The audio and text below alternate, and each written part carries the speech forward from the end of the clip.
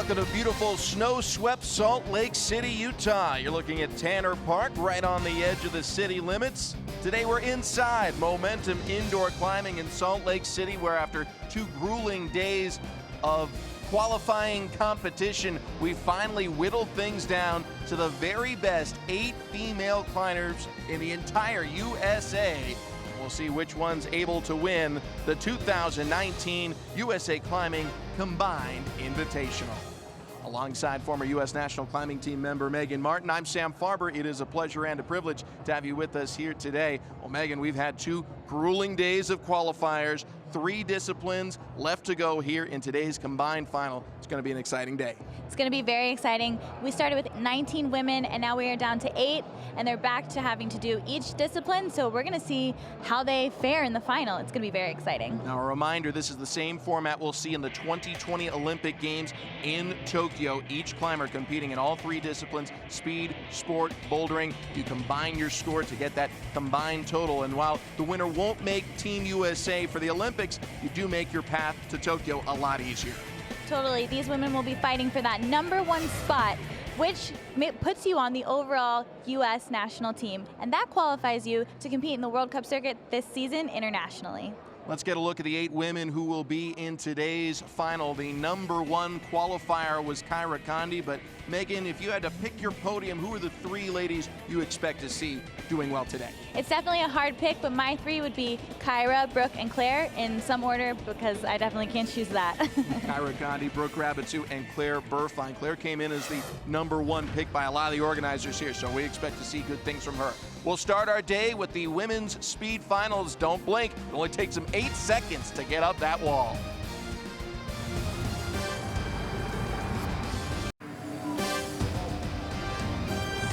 The 2019 USA Climbing Combined Invitational is brought to you by the North Face, inspiring and enabling exploration since 1966.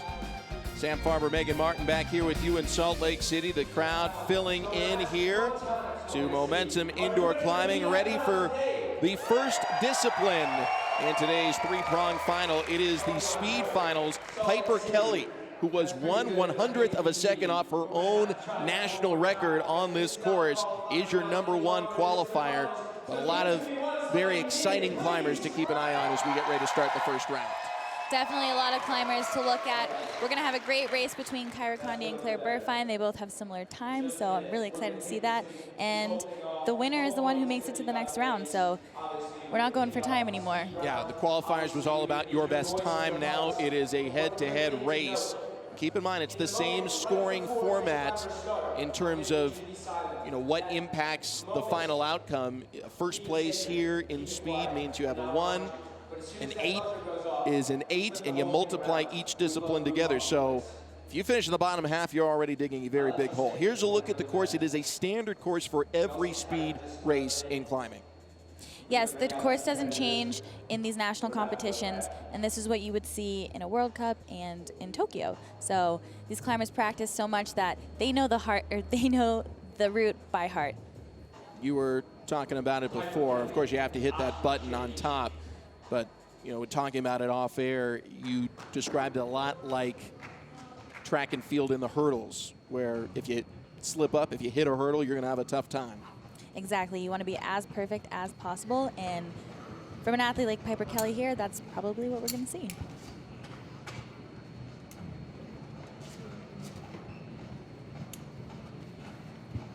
Piper Kelly is our #1 seed in terms of speed today, and she'll be going up against Ashima Sheree, who really excelled in the sport competition, but struggled in speed during qualifications. Ready.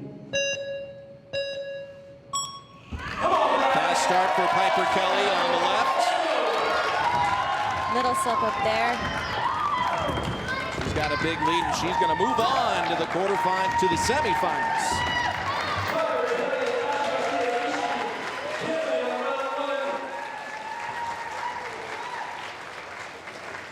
That was a good run for Piper Kelly. She had a few slip-ups here, but again, we're just doing a knockout round, so she wasn't as focused on trying to beat her record time. She was just trying to focus on getting up the wall, hitting the buzzer, and winning the round. Time of 9.45, a second off of her best, so might have scaled back just a little bit to make sure she was clean and moving on to the semis. Here's how the day's gonna go. We're gonna get through this speed round, then we're gonna kick it for 15 minutes. Y'all hang out, do your thing, converse. Then we're gonna boulder on that wall behind you, wait another 15, and then we're gonna sport climb.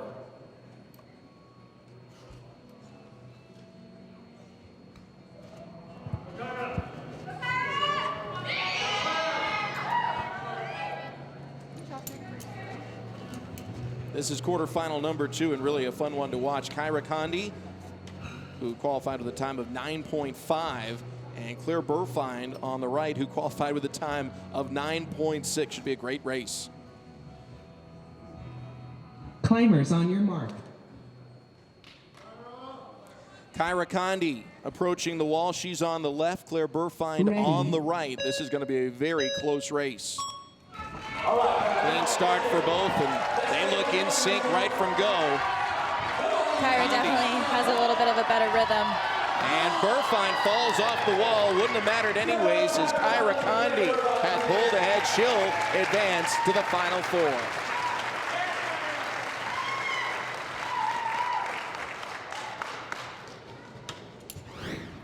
Definitely, like I thought, it was going to be a really exciting race between these two. They're both pretty fast. As you can see, Claire got a little slowed down there, and then the pressure was on because Kyra was ahead. She missed her hands on that, but like Sam said, it doesn't matter because Kyra was ahead.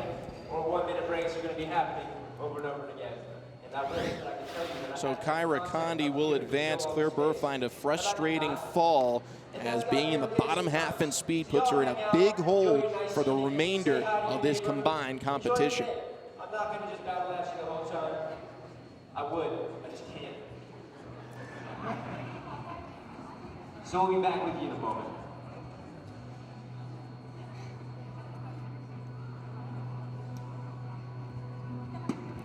Coming up next, it's Brooke Rabitou and Margot Hays amongst our qualifiers. Brooke Rabitou at the second fastest time. She really excelled in all 3 disciplines, while Margot Hays' strength came in bouldering, and she was about middle of the pack in everything else.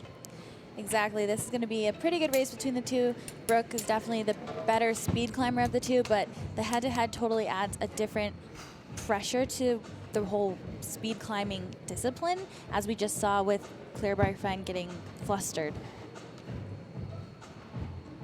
Climbers on your mark. Quarterfinal number 3 about to get underway. Brooke Rabitou, the second best time amongst qualifiers for this final 8 on the left. Both she and Margot Hays off to a clean start. Hays doing a good job of keeping up so far. But Brooke Rabitou gets a body length lead, and she will tap at 10.57, and she is our 3rd qualifier for the semifinals.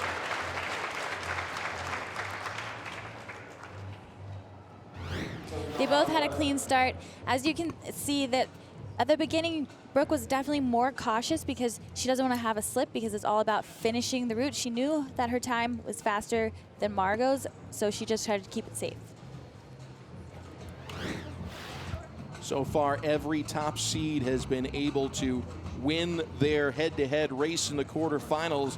We'll see if that remains true as our final pairing approaches the wall. Sienna Kopf is going to be on the left, Natalia Grossman on the right. Kopf really excelled in speed and bouldering during qualifications, while Natalia Grossman kind of middle of the pack throughout, but was always in the top 8 in every event. Yeah, and this will be another exciting race because they have similar PR times, so we'll have to see if they go for it or keep it safe. Climbers on your mark. 1 spot remaining in the semifinals. It's Sienna Kopf, the 3 seed in speed, here for the final on the left. Natalia Grossman is on the right. Both have a clean start so far. Sienna Kopp about a second and a half faster in qualification and climbing like she knows it. She'll tap at 9.69, and we have our final four.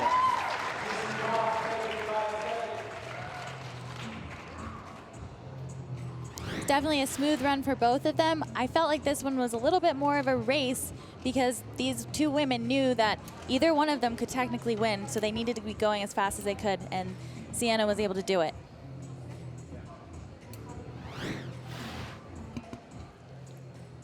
We're gonna step aside, come back with our semi-final round in speed knockout.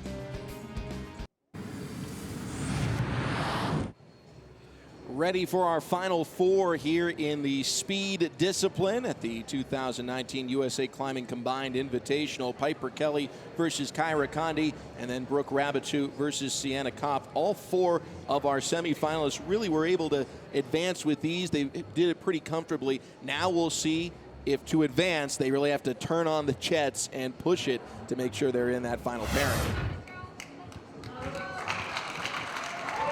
First up to the wall, Piper Kelly and Kyra Conde. Of the women remaining, Piper Kelly's qualification round time a second faster than almost everyone left. We're definitely going to see some fast racing between the two of them. A little less cautious than they did in the quarterfinal.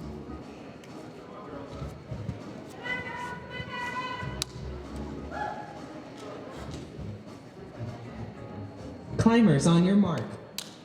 We're ready for semifinal number one, and a great matchup here. On the right, Kyra Conde, the #1 overall qualifier, and on the left, Piper Kelly, the #1 speed qualifier. Fast start for Piper Kelly out of the blocks. Has about a half body length lead, and she is going to make it with a time of 8.65. Piper Kelly secures a spot in the final.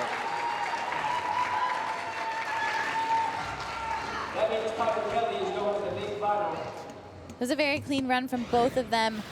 Kyra Conde knows that Piper Kelly has the faster time, so she really had to go as fast as she could, and she did it very well, but she just wasn't able to catch Piper because she just is the faster speed climber. So Piper Kelly is moving on to the final. Her record time in this event is 8.46, and she's creeping closer to that. We'll see if we have a new national record in the final. Next semi is Brooke Rabbitou and Sienna Kopp. Both relatively were able to cruise into this semifinal round. We'll see once again if they've got to put the hammer down to secure the spot in the final. This is going to be another close race because their times can be very similar. So it's going to go to whoever is more on in this run. Brooke Rabbitou from Boulder, Colorado, 17 years old, and Sienna Kopp from Golden, Colorado. She's 16.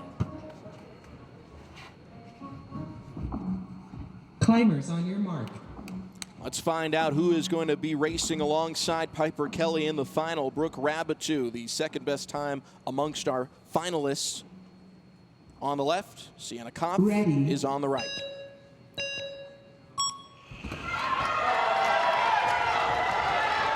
Oh, slip there for Brooke Rabbitou. They're still pretty neck and neck, though. Now a slip big on the right slip for Sienna Kopp. And Brooke Rabbitou will easily advance in the end with a time of 10.43. Better lucky than perfect sometimes. Totally, it was a slip for both of them. The head-to-head just gives you so much more pressure. Brooke has a little slip right there, but she recovers very easily. She also ends up having another one, but then Sienna slips here, and it's just a little too big of a slip for her to catch up, giving Brooke the win.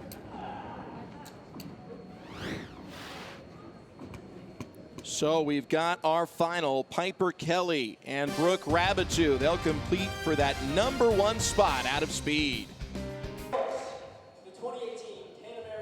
Back here inside Momentum Indoor Climbing in Salt Lake City, we have our big final set. It will be Piper Kelly versus Brooke Rabbitou. There is a consolation round, if you will, the small final featuring Kyra Conde and Sienna Kopp, and that is very important because every ranking spot is going to matter in this 3-discipline event.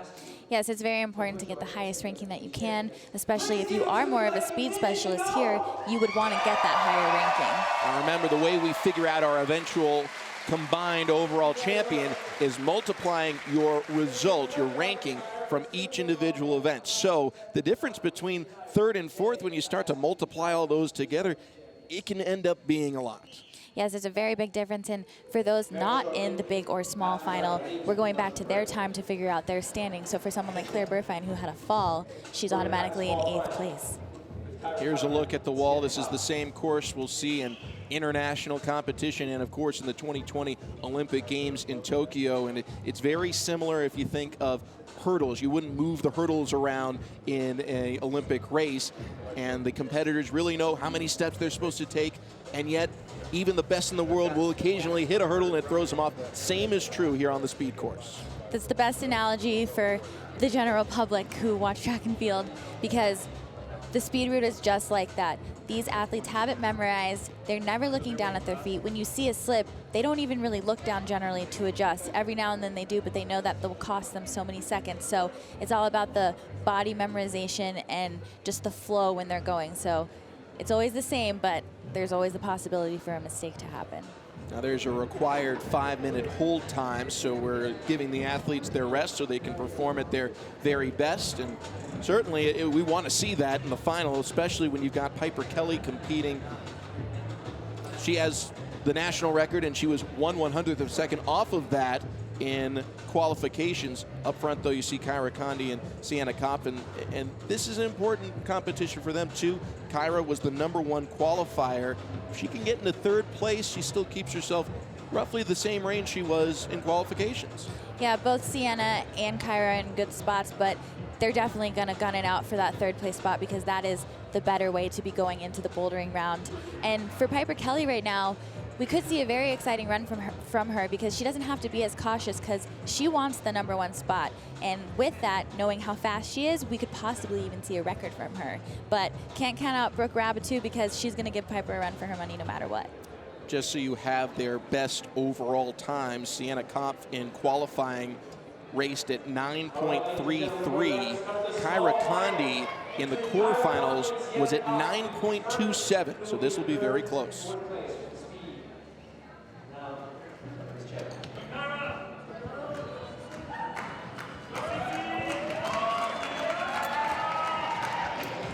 It's Kyra Conde on the left, #1 qualifier from Shoreview, Minnesota.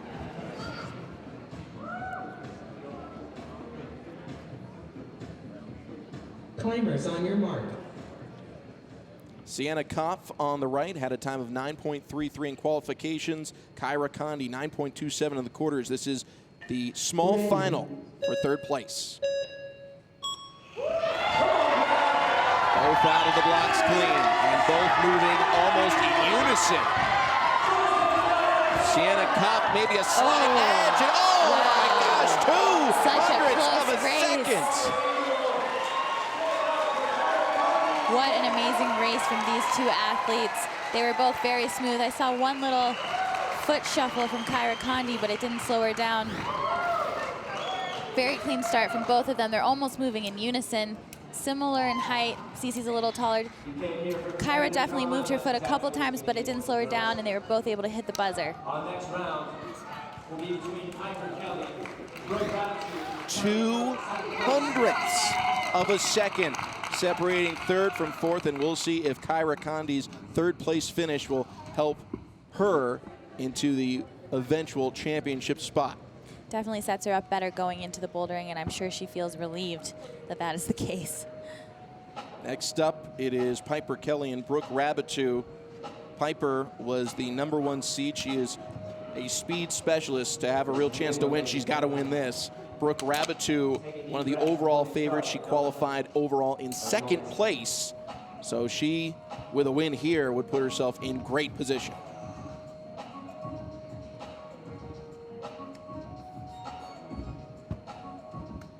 Climbers on your mark. This is the final in the speed discipline here in the combined championships. Piper Kelly, the #1 speed qualifier on the left. Brooke Rabatou, one of the top overall competitors on the right. Piper had a little bit of a faster start, little slip for Brooke there, but she's still moving. Oh, Brooke is taking the lead. Piper had a slip. Brooke Rabitou with the win. A bit of a surprise. Brooke Rabitou besting Piper Kelly, who has the national record, and Rabitou now in great position for the rest of today's finals. We have a little slip on the right here from Brooke Rabitou, but it doesn't take her down at all, and then she just keeps moving, and Piper Kelly, unfortunately, just misses a little bit, slips, has to look down, and it gives Brooke the edge to take the gold.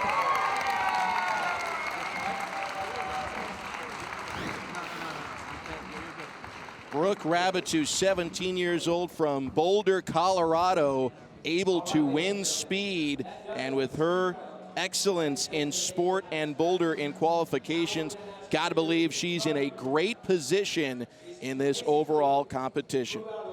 We'll step aside and come back with preparations for bouldering.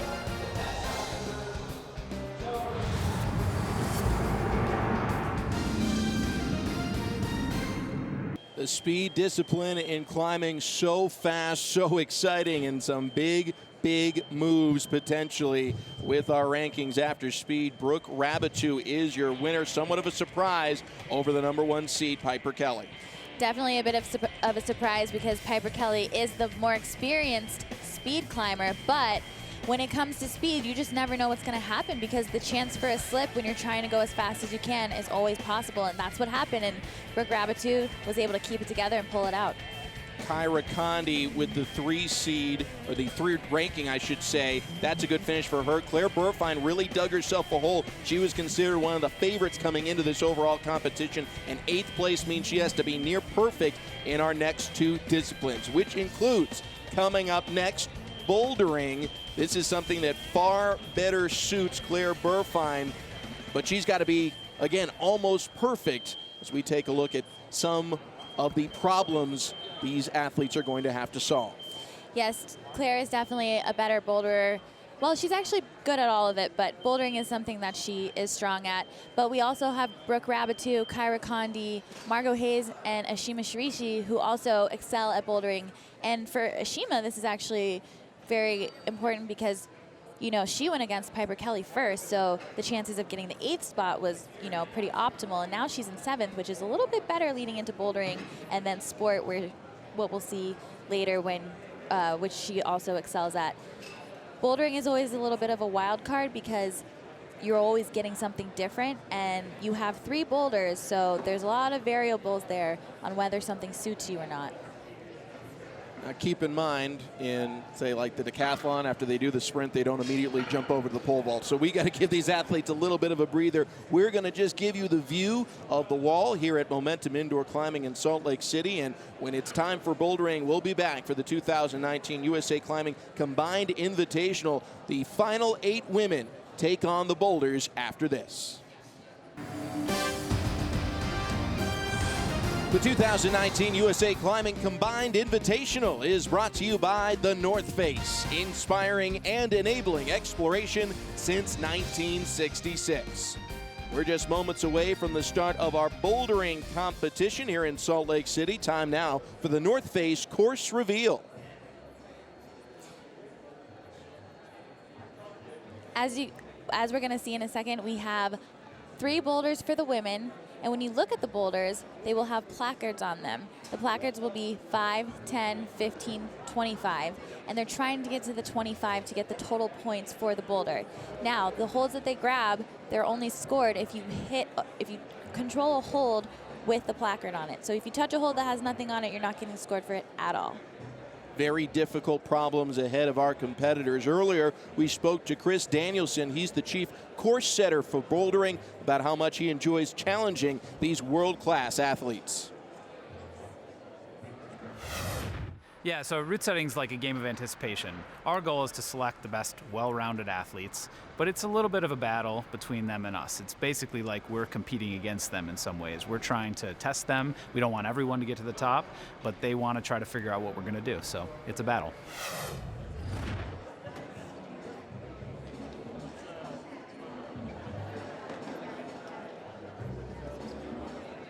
Our competitors are going to have a moment to really come out and focus on these boulders. Now, they've been open for view throughout the day, so pretty much once they arrive, they could get a glimpse. But with speed, their initial focus now, they're really going to hone their sights in on that perfect plan of attack on each of these 3 problems.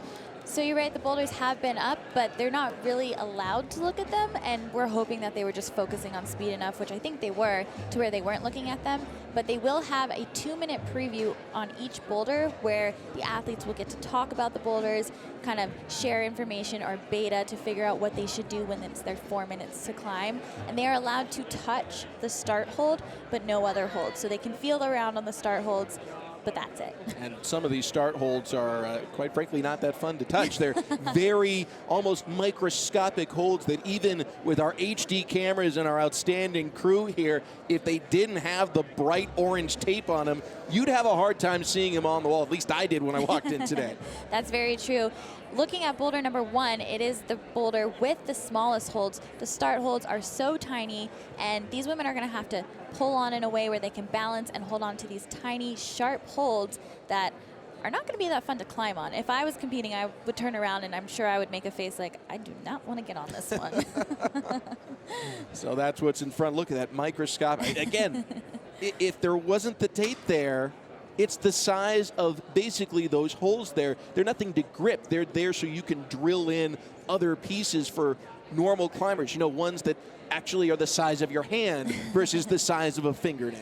Yeah, those holds are generally footholds for normal routes or boulders at a climbing gym, but we have to challenge these athletes. So they're going to be prepared for it, but I'm sure they're going to be happy if they can get to the 25 so they don't have to grab those holds again. See some of the other very tiny holds that these athletes have to control to score points. One thing in talking to many of the course managers and the people in charge here from USA Climbing, they're trying to more and more challenge these athletes to move laterally. A lot of the athletes in the U.S. who go to climbing gyms, they're going north-south on boulders a lot because you're in a climbing gym and you want a lot of people around and you don't want people jumping and landing on each other. But in international competition, you are asked to jump quite a bit side to side. So these routes might be a little bit more challenging than some of them are used to seeing. So we see our 8 finalists coming out to inspect the route next. They're just going to wait for the go-ahead from the judge, which just happened. So now you're going to see them. See Kyra Conde going up to this start immediately, touching the hold. It's kind of nice. Everyone's pretty much friends, so everyone takes their turn, and there's no like fighting to get to the start hold, but they're going to walk through it together. You see them moving their hands because that's how we do it as climbers. We generally do the motion on the ground to what we think we're going to do on the wall so that it kind of sinks in better. So there'll be a lot of conversing between the competitors, trying to just figure out how they're going to solve this. You mentioned how a lot of them are friends. 3 of our finalists are actually all from the same hometown right now. Boulder, Colorado, Brooke Rabitou, Margot Hays, and Natalia Grossman. And the hope is, in preparation for the 2020 Tokyo Olympics, that all the members of Team USA will eventually migrate to Salt Lake City, spend a lot of time here, and continue to push each other so that they're in the best possible position to not just compete in Tokyo, but win medals. Yes, USA Climbing is really hoping to be able to build a training center so that these athletes can train together on a daily basis, because it is important in terms of improvement to be climbing with the best all the time and kind of really competing on a daily basis so that you're prepared, because we obviously want to bring home some medals. Based off of qualifiers, the 3 athletes really to watch are number 1 overall qualifier, Kyra Conde, the number 3 overall qualifier, Sienna, and the number 7 overall qualifier, Margot Hays. Those were your 3 podium finishers, so to speak, in bouldering. They finished 1st, 2nd, and 3rd in that individual event. However, some have a little bit more work to do than others after speed today. I would say that Sienna's in a pretty good position going into bouldering. She also excels here, and with a 4th place finish in speed already, that sets her up nicely. Brooke Rabitou and Kyra Conde definitely excel at bouldering, and they have the number 1 and number 3 spot going into bouldering after speed. So they're in a really good position to do well here. Unfortunately for Claire Burfine, she has a lot to make up coming in in 8th place after speed, but she definitely could come out with a win. Boulders are very tricky because it just really depends on if you read it well enough, so like figure out what to do within the 4 minutes and fast enough so you're not falling a bunch and losing points as you fall. So there's just so much going on with bouldering, and that's why it kind of is a wild card discipline. In terms of the overall competition, we keep mentioning how Claire Burfine's in a bad spot after falling in her speed round, because by finishing in 8th, you're multiplying the ranks within each discipline, so speed, boulder, and sport. Say Claire wins the next 2. Her score is going to be 8. Brooke Rabitou, who finished 1st in speed, she could have a 2nd and a 3rd. So she could lose in the quote-unquote head-to-head in the next 2 disciplines and still win the overall because she did so well in speed, and Claire finished last. Exactly, so there's just a lot that's gonna go into how the winner gets to where gets to win, basically. And being in 8th is definitely not working to Claire's advantage currently. So when it comes to bouldering for Brooke, I would not expect to see her lower than 5th place here. So she's in a very good position to at least be on the podium. A very good position to be on the podium. And the good news for Claire, just in relation to how Brooke will do, you know, we've kind of moved past a lot of the weaker overall competitors that we saw in qualifiers in these 2 particular disciplines. The speed specialists were pretty much eliminated with the exception of Piper Kelly.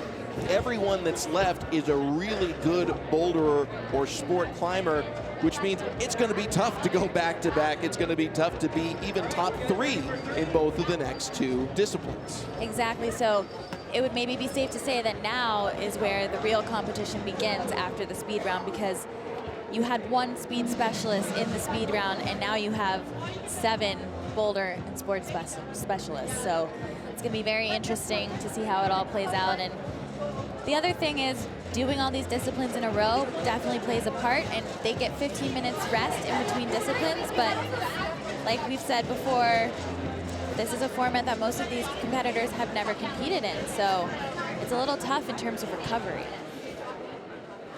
Athletes continue to inspect the boulders. They're all very young athletes compared to professional sports like football and basketball. The youngest is Sienna, who's 16, and the oldest, Kyra Conde, who's 22.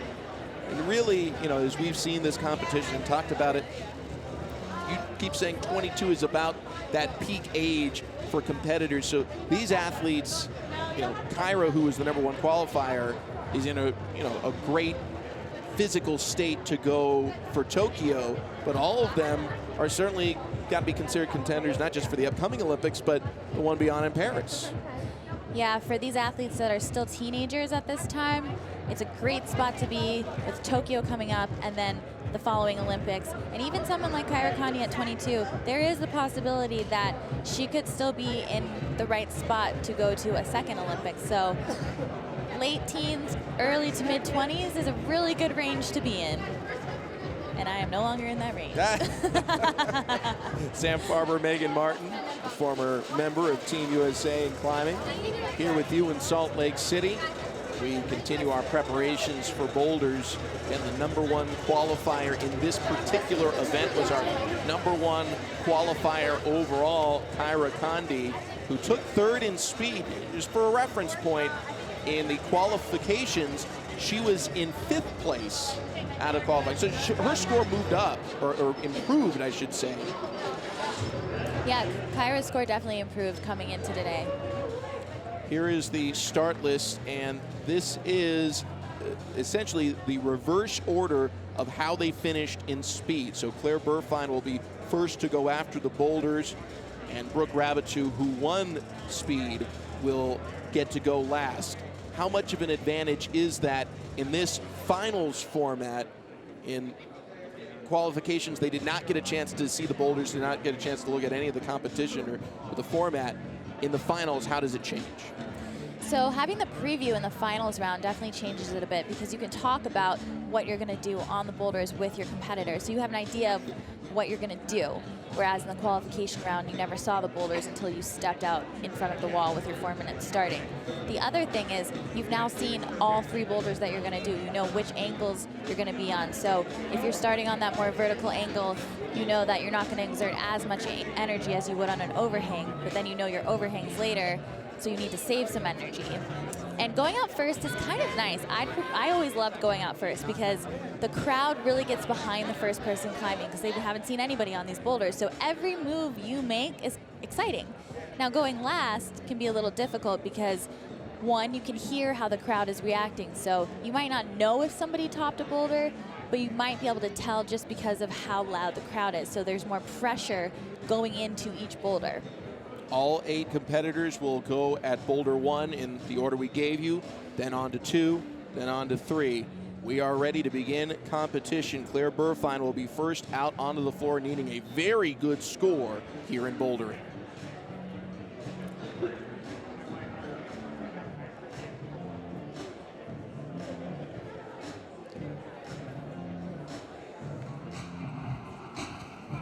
Claire Burfine coming onto the competition floor, our #1 seed basically as we started competition on Friday, 20 years old from Plano, Texas.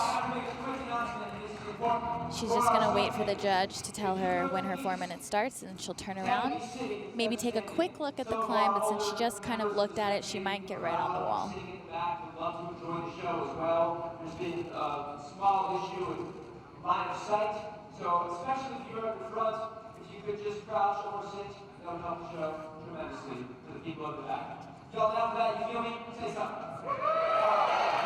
Thank you very much for helping out. Thank you, gentlemen. Climbing now. Claire Burfine.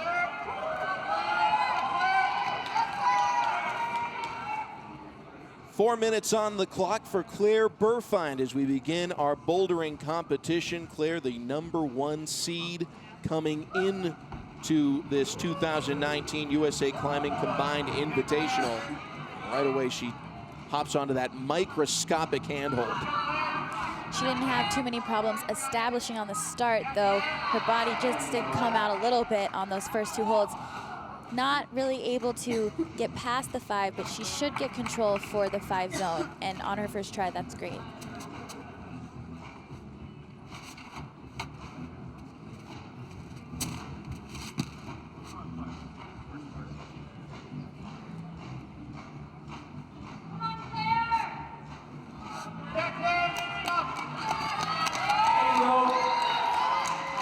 Claire Burfine beginning her 2nd attempt here on boulder #1. 20-year-old from Plano, Texas. She is our tallest competitor in the women's field at 5'10". Megan Martin, what kind of advantages does that present? Definitely on a climb like this, it can be helpful as she can kind of reach to things a little bit easier, but sometimes the positioning is weird, and as you look at her right now, she doesn't look super comfortable standing on those feet. They might be kind of high for her. 2nd fall here on boulder #1. How does she regroup here? She keeps checking the clock just to manage her time, and hopefully what she's going to do is just try to figure out how to do something a little different to find the right body position to get past the #5 zone. Quick shout out to our route setters. We spent so many hours making these boulders worthy. Claire Burfine beginning her 3rd attempt here on boulder #1. One of our overall favorites, really needs a strong performance here after finishing last in the speed finals. Still keeps struggling on this move, but able to get past it again. Just needs to find the right body position in order to get off of the 5. Using her reach to her advantage there, but I honestly think she needs to somehow get her feet over and go left hand to the hold she keeps trying to go right hand to. The clock is now counting down. She has 1 minute and 23 seconds left, so it's definitely a factor in how she's trying to figure out how many tries she can do and how much time she has left to hopefully complete the boulder. Keep it nice and steady. Claire Burfine making her 4th attempt here on boulder number 1. It doesn't begin till she steps off right there and has 1 minute left to advance as far as she can on this very difficult problem. Getting the 5 in a different position this time. It's what we call a Gaston. Hoping to then kind of sink into the 5 just like she's doing beautifully and gets that left hand on there just like I said she needed to. Hopefully she'll be able to figure out how to get to the 10. She has 38 seconds left. Definitely enough time, but she needs to be careful because this is a very technical boulder and she could slip at any time, so every foot placement needs to be very precise. Just trying to figure out a way to get to that 10. 22 seconds now. Trying to get as high as she can. 25 points is the maximum. She's had a number of falls already, which take off percentage points. And now a fall before establishing control on the 10. So that's going to be it for Claire Burfine. That hole digging deeper for one of our top overall qualifiers. So Claire Burfine unable to figure out boulder number 1. And I think that was actually a time where her height worked against her. That blue foot was a little bit high for her. It made it hard for her to reach to the number 10. Shima Sheree is up next. She finished 2nd to last in sport. She also needs a very good performance here in bouldering. Let's see what she can do.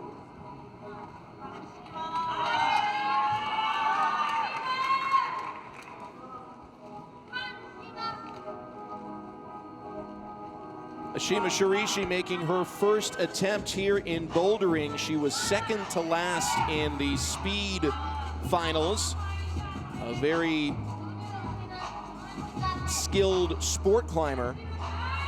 She did not fare as well in bouldering. Needs a good performance here.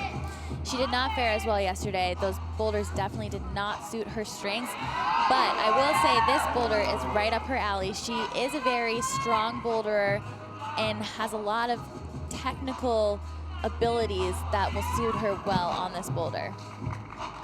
Able to get to that 5 zone. Each zone is marked in bright orange. They holds will be almost invisible if they didn't have those markers there.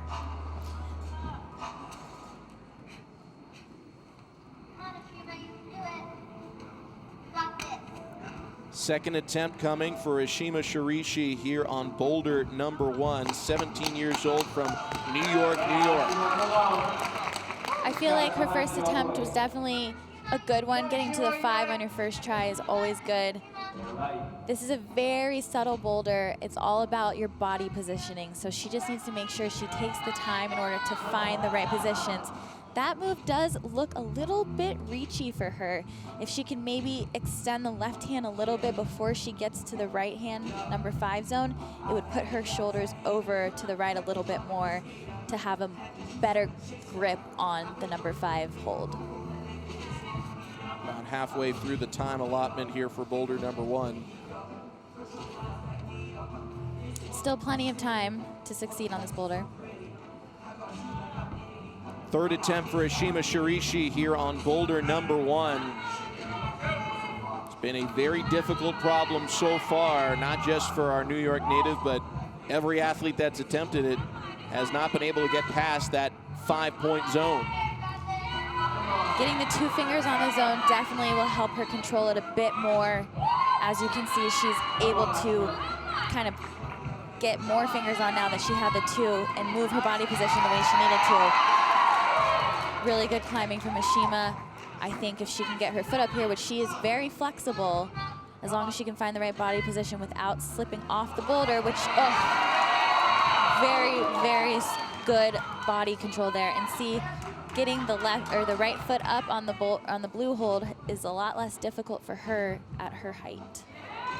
She's got a toe on 10, but that doesn't count for points. Now she establishes control. So she's got the 10 zone. First athlete to reach that checkpoint, if you will. I believe she got the 10. It'll be up to the judge, but it looked like it to me as well. It kind of looked like she was going to try to just skip it, but I think now she's thinking of going back down. Her time is running out. She has 35 seconds, so she's gonna need to start moving a little faster, in a better position now. And this is the kind of climbing that she does excel at. As you can see, that is insane flexibility. She gets herself into positions that almost no one else can get into. She's examining the wall and thinking maybe 18 seconds isn't enough. So she is definitely the competitor that's reached the furthest zone so far. All right, boys and girls, Margot Hays. Next up is Margot Hays. Margot was one of our top 3 boulderers in qualification. So this is a discipline she's expecting to do well in. Told Ashima Cherie she got a 9.8. And Margot Hays could definitely excel here. This is a style of climbing that she's very good at as well. Also very flexible, taller than Ashima, but not quite as tall as Claire. So she should be in a good spot. Margot Hays making her first attempt here on boulder number 1. Here in the 2019 USA Climbing Combined Invitational. She's already moving pretty comfortably into that 5 zone. She has very good footwork, very good body positioning, extremely flexible hips. As you can see, she's keeping her hips so close to the wall, making it easier to get into that Gaston.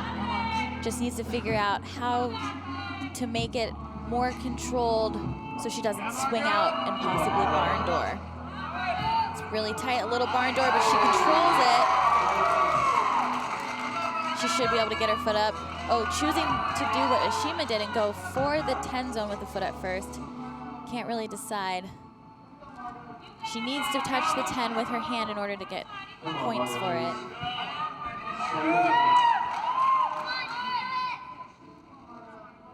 Trying to decipher the correct route here. Margot Hays, 20 years old from Boulder, Colorado, and seems like she's torn between touching the 10 to make sure she gets those points or passing it with her hands, and now she comes off. So she's only going to get credit for the 5 zone. Have to touch with your hand to get points. She will only get credit for the 5, but at least in her first try, she was able to figure out how to get over there. So she should be able to get there again and hopefully figure out a way to get 10. Based off what you saw, is she thinking, how do I get my hand to 10, or how do I skip it and get clean to 15? I would say she's thinking one of the two. I don't exactly know if she's thinking to skip the 10 and go straight to the 15 or try to get to the 10. But those are definitely the 2 options she's going back and forth between. She'll probably figure out what to do while she's on the wall based off her body position.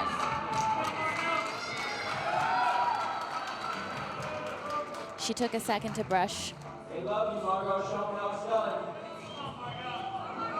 Margot Hays making her second attempt here on boulder number 1. She got caught up between that 5 and 10 zone hold, able to get a foot to the 10, but not the hand she needs to score the additional points. Good control of the swing there. That's definitely a hard tension move, but she does it very well. Just trying to figure out if she can switch her body position up to be a little better. She was able to switch her hand position to get the 10. She had that number 5 just by 1 finger for a second. She only has under a minute, but she's in a good position to try to keep gaining points on this boulder. Super flex. Oh, a foot slip. Not sure if she has time to try again, but she might try again. She was able to get to the 10 pretty quickly. 35 seconds on the clock.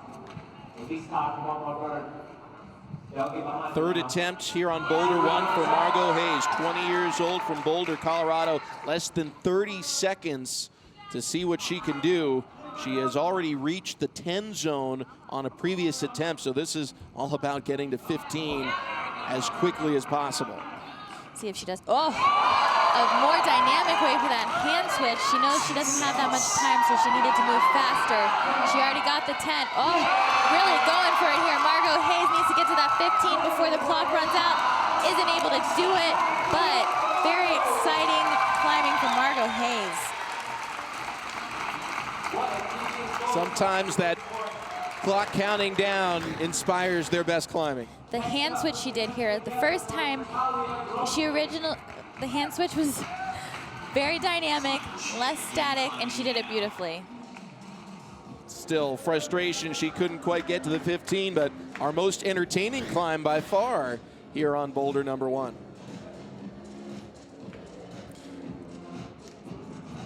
Next up is Natalia Grossman.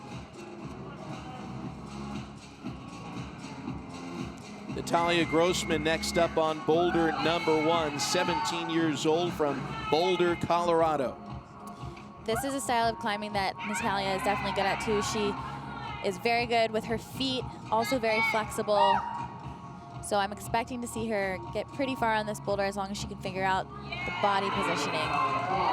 Already to the 5 pretty comfortably, so that's a good sign. Just has to figure out how to hold this swing. Oh, does it beautifully. Set up really nicely to get to the 10. Looks confident. 10, no problem. Each zone Really is good. marked by the number on that hold. You have to show control with your hand or at least a finger to establish that you've made that zone. And sometimes it is a finger. Oh, saw the holes that she was grabbing. She had just her thumb on the underside of that volume. Really good climbing from Natalia Grossman. 10 on her first try and with a lot of ease. And a volume being kind of a surface that's not necessarily a hold per se, but Yes, it's on the wall and you can attach other holds to it. She was brushing the holds, kind of warming up her hands a bit. It might be a little chilly in here. So just trying to make sure her hands are warm enough to grab these small holds, because when you're grabbing holds this small, it's easy for your hands to become more numb, less blood flow. halfway through her allotted time frame there, you see that microscopic hole.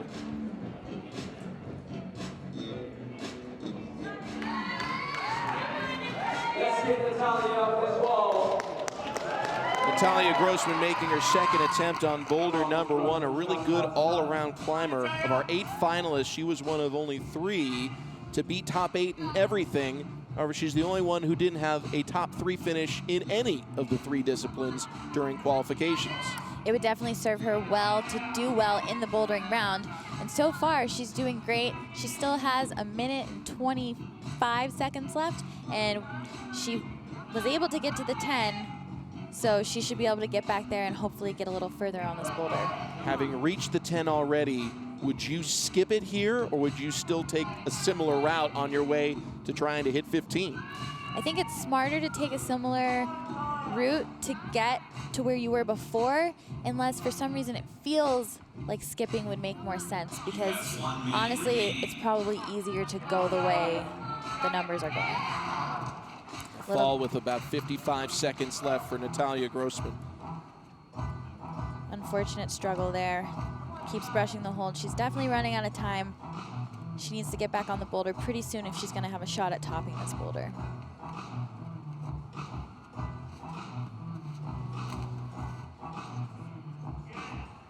Natalia Grossman making her 3rd attempt here on boulder number 1. We have yet to see a climber reach the 15-point zone. Less than 30 seconds for Natalia to try and find a way to 15 or maybe to 25. She's definitely moving a little faster now. She has the 10. It was a little difficult to grab, but she controlled her body. She just needs to figure out how to get to that 15. These feet are very slippery. Unfortunately, a foot slip. So a good effort from Natalia Grossman, but boulder number 1 still befuddling our climbers so far. Back in a moment to Momentum Indoor Climbing in Salt Lake City. Our bouldering finals continue with Sienna Kopf next up on the wall. Boulder number 1 has been a difficult one. 4 climbers have attempted. No one has been able to reach even the 15-point zone, let alone really make an honest effort at 25. It's always really smart to brush the boulders, or to brush the holes before you get on the boulder, because the more people climb on them, the chalkier they get. In a boulder like this with such small holds, you need everything you can get. Sienna Kopf, our number 3 overall qualifier, next up on boulder 1. That counted as an attempt because she had all 4 limbs off of the ground. So this is officially now her second attempt. Sienna Kampf was the number 2 boulderer yesterday in overall qualifications. That was with 19 competitors. So now with 8, got to think she's one of the favorites here. She's definitely an athlete who could do well on this. That body control movement there with the swing is a little difficult to hold, but when it comes to technical climbing, she's pretty good at it. So if she can just figure out how to stay really tight on those moves with like swings and stuff and keep her feet placed well, I think she'll be okay on this.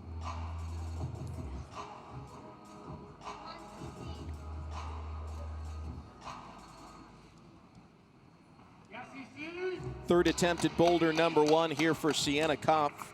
She finished 4th in the speed finals.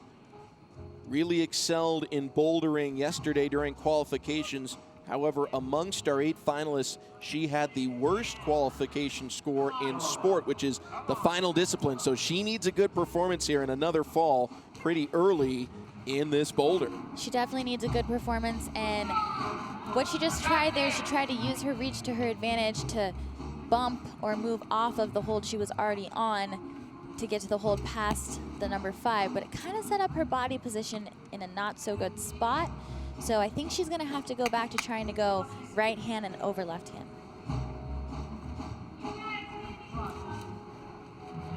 Our youngest female finalist just had a miscue, stepping off and then coming right back to the mat. So this is her 5th attempt now on boulder number 1, and she's yet to achieve the 10-point zone.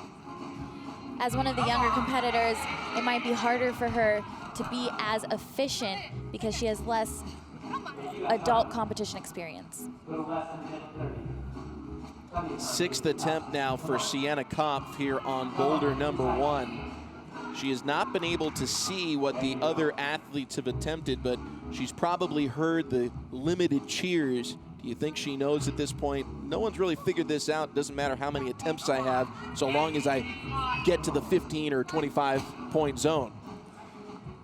It definitely probably makes her feel better not hearing huge cheers kind of inferring that someone topped, but tries are always so important. 7th attempt for Sienna Kampf, our youngest female finalist, 16 years old from Golden, Colorado. She's running out of time, and if she could get to the 10, that would be very good for her. She's just having trouble with this kind of intense tension move. That was a better foot switch. Tried to go a little dynamic, which might work, but it's a little risky. Dynamic, meaning more of the jumping, lunging, power moves, and the technical is the stretching and flexibility. I have been blessed with neither of these things, so. Yes, static moves are generally more controlled and slower. When you throw in a dynamic move, there's more room for needing coordination. She just did that move static, and it worked, and she's got the 10 with 5 seconds left. If she can get the 15, that'd be great for her, but the 10 is definitely a good start. Time runs out, and she'll come down. Looked like she was gonna try and make a overtime effort at 15, but good performance to reach the 10 zone before the buzzer.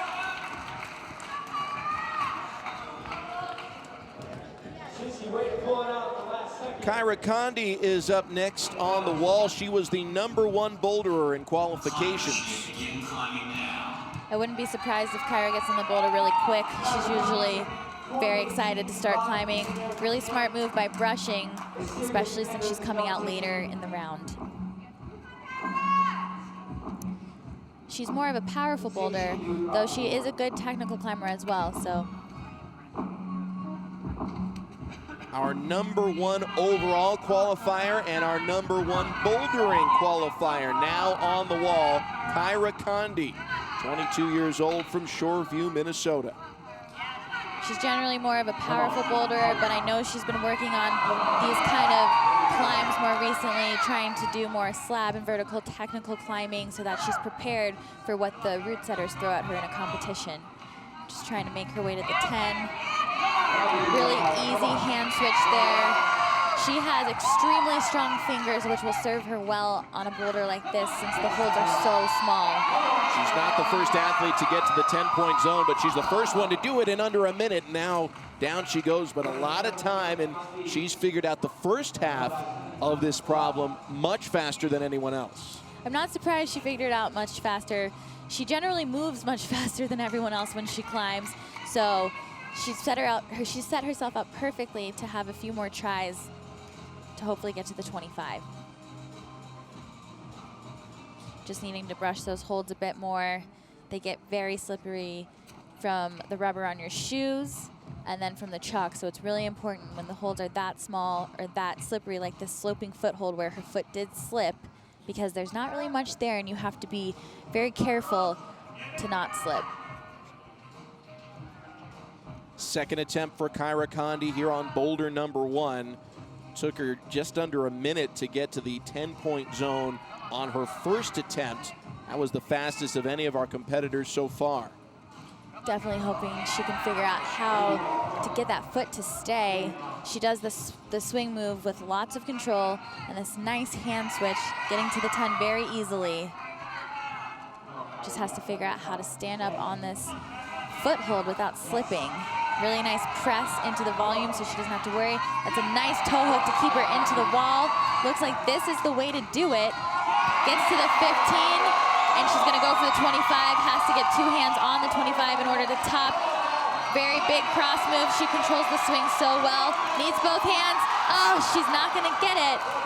So close for Kyra Conde. About a hand and a half.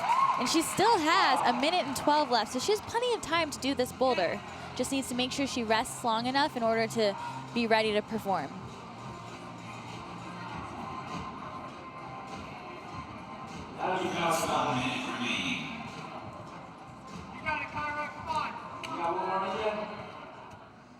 Kyra Conde composing herself before making that third attempt.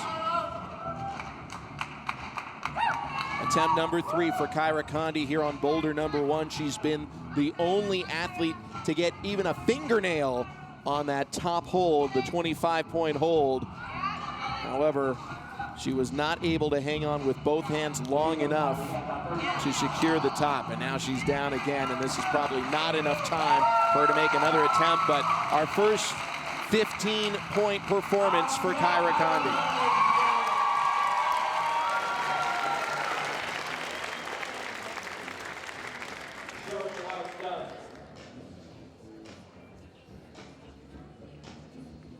Next up will be Piper Kelly.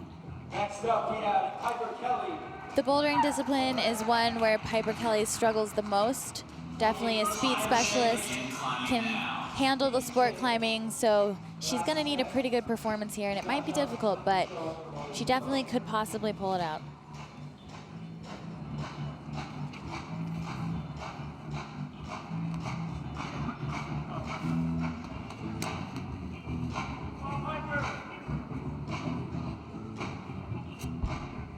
Piper Kelly next up on boulder number 1 of the 19 women who came here to Salt Lake City for the 2019 USA Climbing Combined Invitational. She was in the bottom 5 during qualifications for bouldering, but after a second place finish in the speed discipline here in the finals, if she can improve, she's in a really good position to contend for the podium. And there's a possibility to improve. I mean, she already has the 5, which is good. Not a lot of people are getting many points on this boulder, so it really is gonna come down to tries for this one, because a lot of people will have about the same zone point. Just kind of taking a look, trying to figure out if there's something else she can do that's different from what she just did in order to get into the 5 a little better. Piper Kelly making attempt number 2 here on boulder number 1. Sam Farber, Megan Martin, here with you in Salt Lake City, the 2019 USA Climbing Combined Invitational. Looks like she has good control of the 5 right now, able to put it into a Gaston, cross the left hand over. Oh, just a little bit of a foot slip there. She still has plenty of time to figure out how to get further into this boulder and get control of more of the zone holds. Brushing after every try, which is very smart, especially on a boulder that is so technical. Also, it gives you a few more seconds to rest. Third attempt for Piper Kelly, 19 years old from Indianapolis, Indiana. our second to last athlete to attempt boulder number 1 after a second place finish in speed. Looks like she has good control of the 5. Just needs to get this cross and hold this swing, which is going to be one of the harder moves on this boulder. Unable to do so that time. These holds are so small, it's hard to even call them a hold. Yeah, generally these holds are foot holds, but they're deciding to use them for hands in this competition. Not the first time the athletes have seen something like this.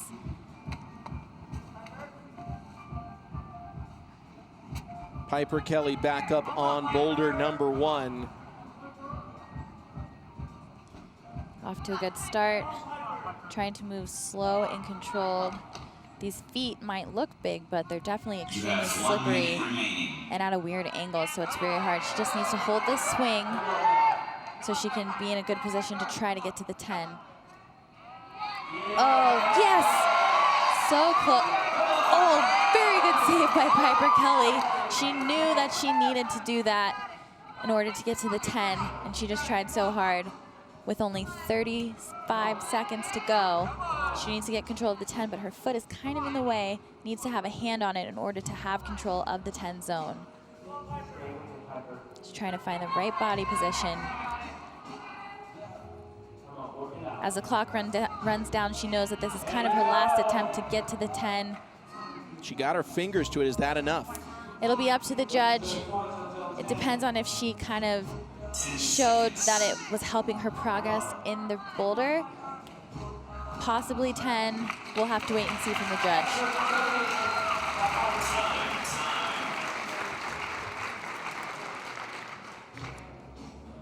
Kyra Conde came the closest to the 25-point top of boulder number 1. No one else has made it even to 15 as we have Brooke Rabitou examining this very difficult boulder. It's always good to take a second before you get on the wall to look at it, even though you've had a preview. But eventually you just have to kind of figure out how things are going to feel.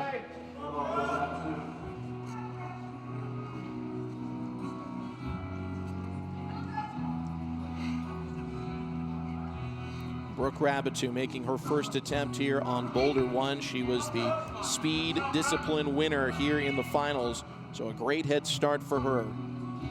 Being on the shorter side here, this move to the 5 might be a little big for her, but she should be able to move her feet around in order to, very good save. As you can see, she was basically in an iron cross there because it's kind of the max of her span there, but she was able to save it really well. She has very strong fingers and is a very talented boulderer, so a great save by Brooke Rabitou right there. Hanging on by her thumbs. Swings off. If this was gymnastics, she'd get some points for the flair there. Brushing those holds. Making sure they're not too greasy to stand on and to grab. Really good getting to the 5 on her first try. She's gonna hope to not have to save herself on her way to the 5. Brooke Rabitou making her second attempt here on boulder number 1. She was our speed discipline winner. Is also our smallest female climber in the finals. What advantages and disadvantages does that present overall in bouldering? It's a toss-up in bouldering because it can be helpful at times, but it can definitely, on a move like we just saw her do, be kind of harder for her. Able to hold the swing. You could see she was trying extremely hard. She knows she needs to get as far as she can on this boulder.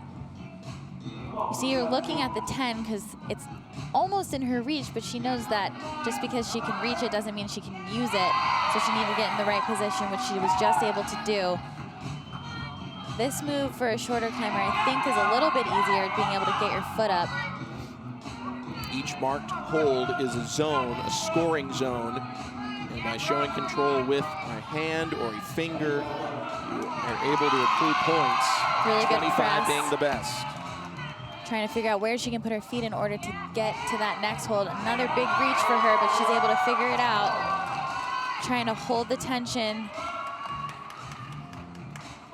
really subtle movements because slipping is very easy. As you can see, her shoe's kind of moving, but she's able to hold it by staying so tight and pressing hard on her foot so she doesn't slip off the hold. Nice hand-foot match there for Brooke Rabatou. Those little feet are better to stand on than that big sloper hold. Looks like she's going to be able to get into the 15. No one's reached 25 so far. This would be an outstanding start for Brooke Rabatou. She only has 45 seconds left, so this is really her chance. Able to come in. Really good move by Brooke Rabatou. Oh, unfortunately, she goes with the left hand. Probably better to go with the right. No control, but got the 15. At least one of the two best finishes here on Boulder 1, and having had a first place finish in speed, Brooke Rabatou in great position heading to Boulder number 2. We'll step aside here in Salt Lake City. Brooke Rabatou, your leader, with 2 boulders left to go. No one's been able to top a boulder so far. We're on to Boulder 2 for our 8 female finalists, including our current leader, Brooke Rabatou, who won speed and advanced to the farthest zone in Boulder 1. Sam Farber, Megan Martin here with you in Salt Lake City, Utah. As you take a look here at Boulder number 2, what are you seeing that will particularly challenge these 8 ladies? The start of this boulder is going to be a little difficult with the foot that they're given having no holds on it. It's just a volume, so it'll be a little slippery. You might not even be able to see it on the screen, but the right hand start has a hold on the volume, but it's black, so you kind of can't even see it, but it's not that great. And the movement to the number 5 zone is going to be kind of difficult just because there's another hold on top of it blocking you from just latching it. So you have to have the right aim to get in between the 2 holds in order to grab the number 5 zone. When you say volume, that's a non-hold surface on the wall, and none of them are particularly good to try and hang on to, but the shiny base that you saw at the bottom of your screen, that's particularly bad. Exactly. And right here on this boulder, you have a very intense shoulder move from the 10 to the hold to the volume next to it. And on that volume, there is a little jib or a little small foothold that they'll be able to grab. That'll make it easier for them to hold on. But it's definitely going to be a little more powerful of a boulder, but there's a lot of technical elements involved as well. Claire Burfine will be first, and she finished last in speed despite being one of our top overall qualifiers and competitors. She's in some trouble about the midway point of the competition.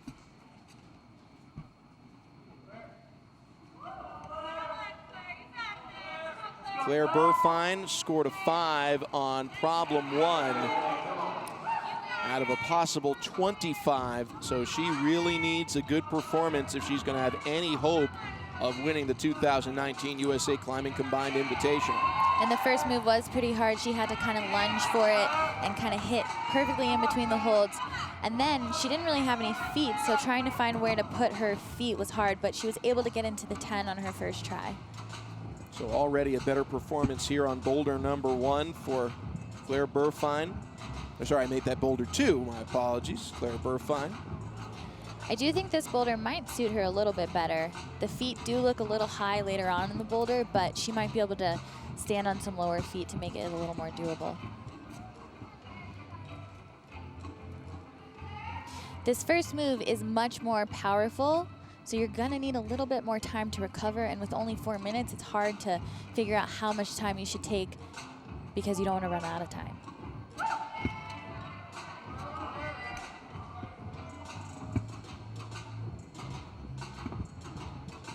Second attempt for Claire Burfine here on boulder number 2, problem number 2. They've certainly been problematic so far. We have yet to see a female athlete top a boulder. Definitely in a better foot position here. Ooh, that could be the way to do it. She moved her feet very quickly, trying to get to the furthest volume to place her foot on, but she was just a little too slow on the coordination there, so she might be able to figure it out next time with the body memory that goes with these coordination moves. Half her time is gone. And that first move is very powerful, so she needs to make sure she can recover in order to get through the first move again and try to increase her score.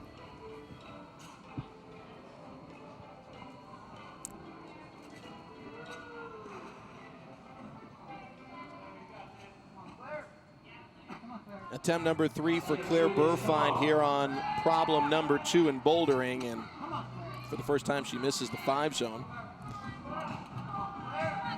4th try for Claire Burfine. And a cliffhanger moment here as she hangs on.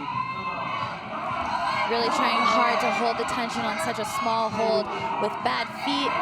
She needs to try and control the 10, get her foot all the way out right, but it's just so hard because her feet keep slipping and so close to being able to do it. She knows what she needs to do. She just needs to get in the right body position. In case she needed more pressure, the announcement of 1 minute remaining. Yeah, you don't really need the reminder as you keep looking at it. Really trying to regroup, breathe. Those first few moves are really hard, and she kind of is on when she's on the boulder, so.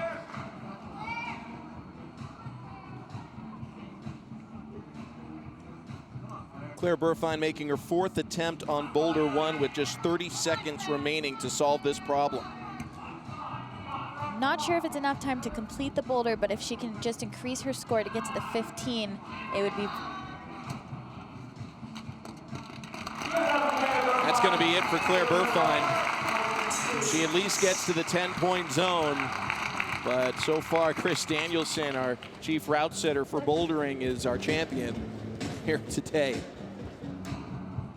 Now give it up for Ashima Sheree. Next up, Ashima Cherie, who, despite being one of the favorites coming into competition, really didn't have a great day bouldering yesterday. We'll see if she can improve.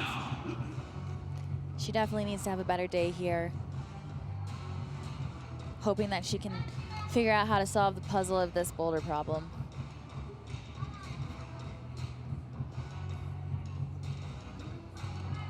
'17-year-old Ashima Sheree tackling boulder number 2. She is 17 years old from New York, New York, and our lightest competitor at 98 pounds. Definitely a big first move for her. She was able to get in between those 2 holds nicely and doing a really smart heel hook there, really showcasing her flexibility, getting to the 10, almost in a full split here, which is not uncommon for Ashima. Able to control that tension. Using the next handhold to place her foot in order to gain more control of the 10, and using a knee bar. It's a really smart way to rest. She has her knee against the hold. She's able to breathe and rest and regroup a little bit before she continues. After all those power moves, and she knows she still has a few more to go, she's able to kind of reset there for a second. Knee bar is using your knee to kind of wedge yourself in there, is that correct? Correct. And she's a very good sport climber. And when you are on a sport climb, you generally do have to rest more so than on a boulder. So she's using her sport climbing experience to her advantage. Now this is a hard shoulder move for her. It's very powerful, but she was able to make it work. She's got the 15 zone. Hard match there. It's a good finish hold, though you are in a weird position all the way to the right. Let's see if she can do it. One hand on, needs 2 for a top. She's got it. She's gonna get the top. First female climber to top a boulder today, Ashima Sheree.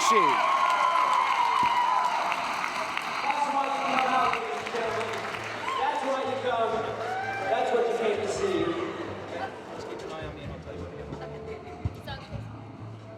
So our first 25 of the competition, that is huge for Ashima Sheree. Now we'll shift our attention to Margot Hays, who is 3rd in qualifying in bouldering. Brushing the holds to make sure she can give herself the best chance to succeed on this boulder. This first power move might be a little difficult for her, though she is pretty tall. It might help, but the rest of the boulder I think will suit her better than the first move. She's a very technical climber, very flexible. Definitely will be able to use some of her strengths and her skill set on this boulder.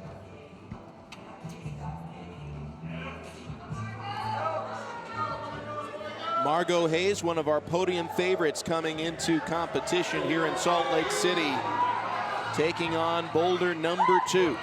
Really good first move to the number 5, getting to the 10 really easily and controlling her body so well, just as I assumed she would. This is the kind of climbing that Margot is very good at. Small holds already on the 15, using a knee bar in a very interesting way there to just kind of move her hips up. Feels like she was watching Ashima Sheree, even though she has no idea where the previous competitor was able to decipher Boulder 2, and yet able to get one hand, she needs 2 hands. That's a top for Margot Hays. Margot Hays able to top Boulder number 2, really helping her climb up the rankings. A flash for number 2 is really good for her score. 25 points for Margot Hays.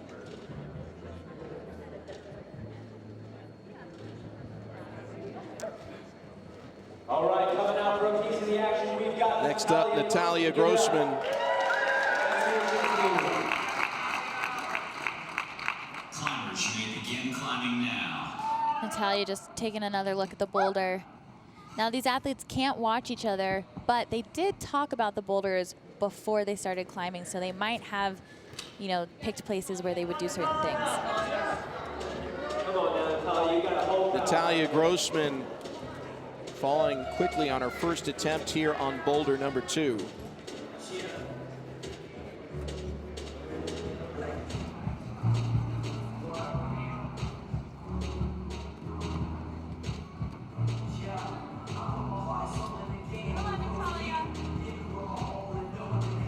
Second attempt for Natalia Grossman here on Boulder number 2. We've seen 2 female competitors top this problem for a score of 25 points or roughly that amount. The first move is really difficult and pretty powerful, and then you don't really have a lot of feet. Natalia using her footwork and flexibility to her advantage, finding a knee bar, or trying to, almost has it in there. Nice knee bar where she can kind of rest and reset. We've seen a couple athletes do a knee bar, which makes me think that it was a plan when they were previewing the boulder together. They probably decided, oh, maybe we can do a knee bar there. An individual competition, but they're all trying to be on Team USA. Exactly, and she's now easily at the 15 zone, just trying to figure out how to get to the 25. Has to get 2 hands on. And we've got another top. 3 in a row, able to top Boulder number 2. Natalia Grossman adds a 25 to her score.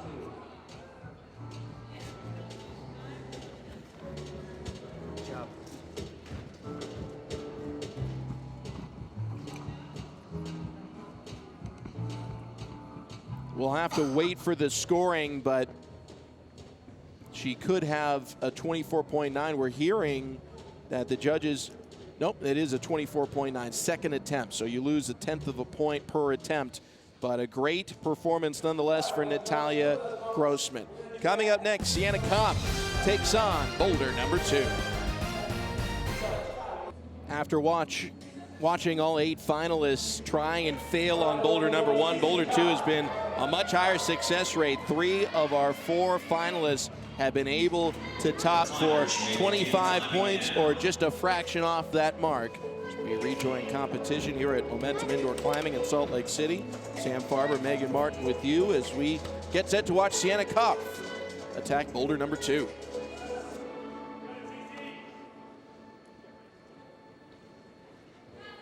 Sienna C.C. Kopf able to get aboard Boulder number 2.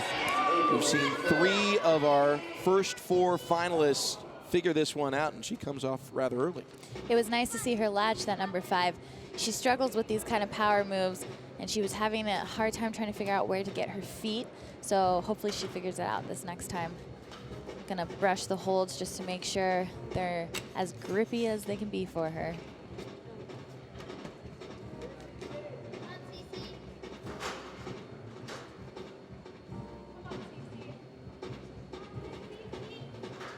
Second attempt for Sienna Kopf. She'll quickly go to number 3 here.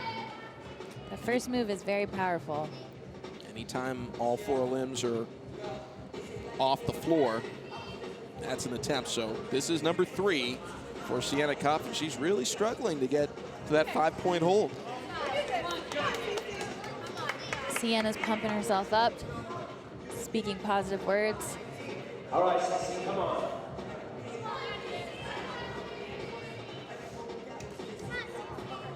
Good focus now. Come on, everything you got. Attempt number 4 for Sienna Kopp here on boulder number 2, and that 5-point zone hold, there's kind of a little crevice between the bottom part, which is the zone, and the top part. That makes a tough target. Yes, we call that a blocker hold. It makes it just a little harder for the athletes to get control of the hold, because you have to not only have the power to get there, but you have to be aiming for it, also known as a dead point in climbing. 5th attempt for Sienna C.C. Kopp here on boulder number 2, and she continues to struggle on the 5-point zone hold, taking a seat and taking a look at it from a different angle. It's really difficult when you struggle on the first move to not try too many times in a row and really zap your energy.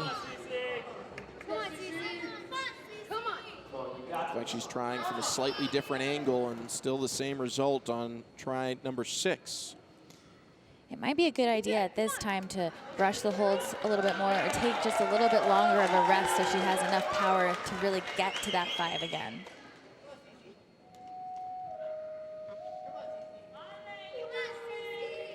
Seventh attempt on boulder number 2 for Sienna Kopp. She only has a minute left, but the 3 women who solved this problem earlier did so pretty quickly. Taking a brush to the hold. I was gonna say, if I was her, I'd brush that start hold a little bit too.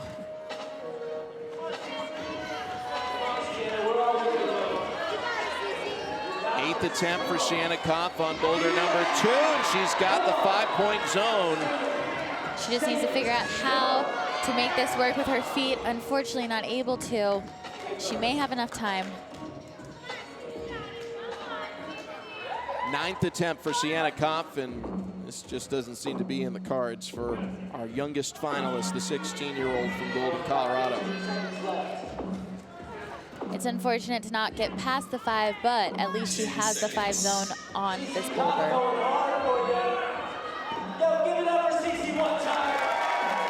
She gave it her best effort. Sienna Kopp, though, unable to solve problem number 2.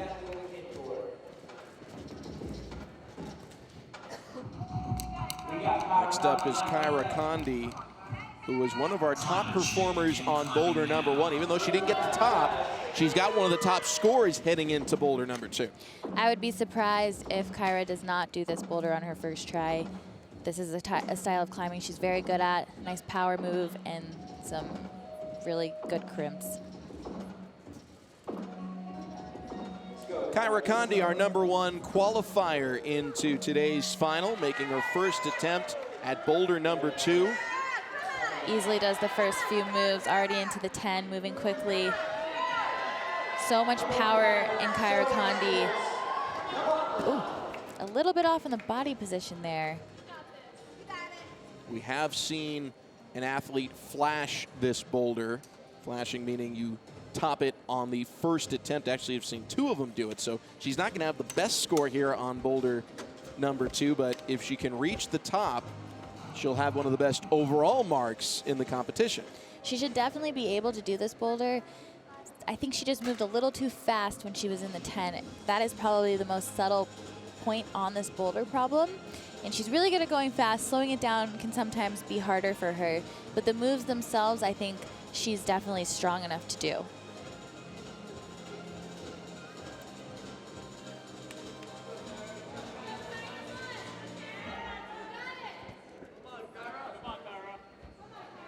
Kyra Conde, our seasoned veteran at 22 years old, the oldest female finalist here in Salt Lake City, making her second attempt on boulder 2.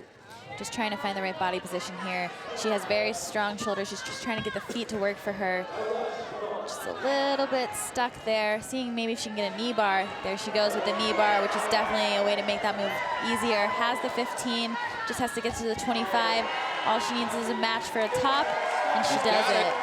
Makes it look easy in the end. Kyra Conde reaching the top of boulder number 2. We only got 2 left. We got Piper Kelly and Brooke Robinson on the way. Our number 1 qualifier overall and our first place finisher in boulder qualifying yesterday. Certainly has put herself in a good position. Kyra Conde, a 3rd place finish in speed, and right now she's in first place in bouldering as we get set to watch Piper Kelly take a shot here at boulder number 2. This first move for Piper Kelly may be difficult, but if she can just if she can hit the number 5 hold in the right spot, move her feet quick enough, she may be able to get to the 10. Piper Kelly from Indianapolis, Indiana, next up on boulder number 2. Making quick work of that first move, just having trouble finding the right foot placement in order to put both hands on the number 5 zone, or match, as we call it in climbing, before she can progress to the number 10 zone.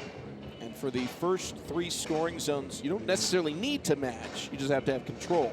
25, yes, you do. You just need to have control with one hand for the zones. Piper Kelly making her 2nd attempt here at boulder number 2. 2019 USA Climbing Combined Invitational, and again slipping up there, trying to advance from the 5 zone to 10. Almost able to match the 5 zone that time. Not necessary to match to get control of the 5, but to progress in this sequence, it's necessary to put both hands on 5 so you can get to the 10, just because it's easier that way. Piper seen as a speed specialist compared to the bulk of the field, ready to make her 3rd attempt.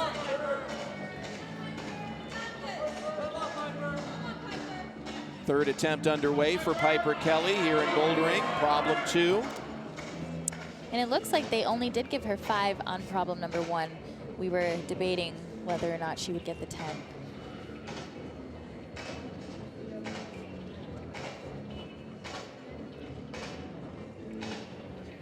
Qualifying, she was our first place finisher, almost set a new record in speed, but struggled especially in bouldering.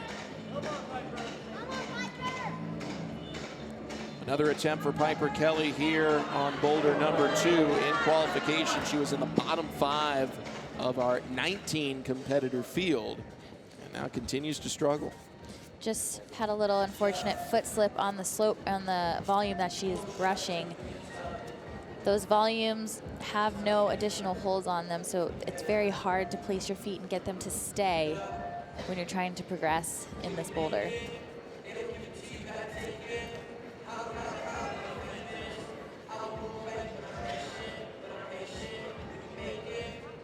Just been told that the judges did indeed actually give Piper a fraction of 10. Piper Kelly back on the wall with 1 minute remaining on this boulder.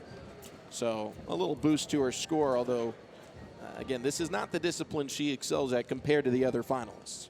Exactly. She honestly just needs to make sure she does well enough in this discipline, because she can definitely excel more in sport. And so far, she's doing a really good job. Finished 2nd in speed, had a slip up in the head-to-head final with Brooke Rabbitou. Piper Kelly still struggling. At this point, I think she's getting a little tired having to do this first move over and over again. Let's give her some juice, ladies and gentlemen.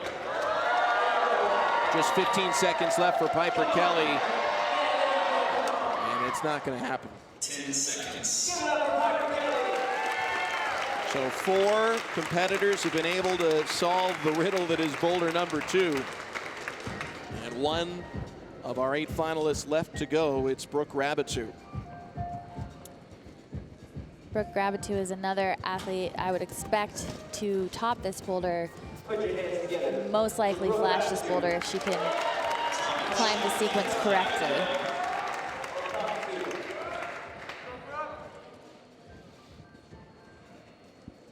Just taking a moment to review the boulder to make sure she knows exactly what she needs to do.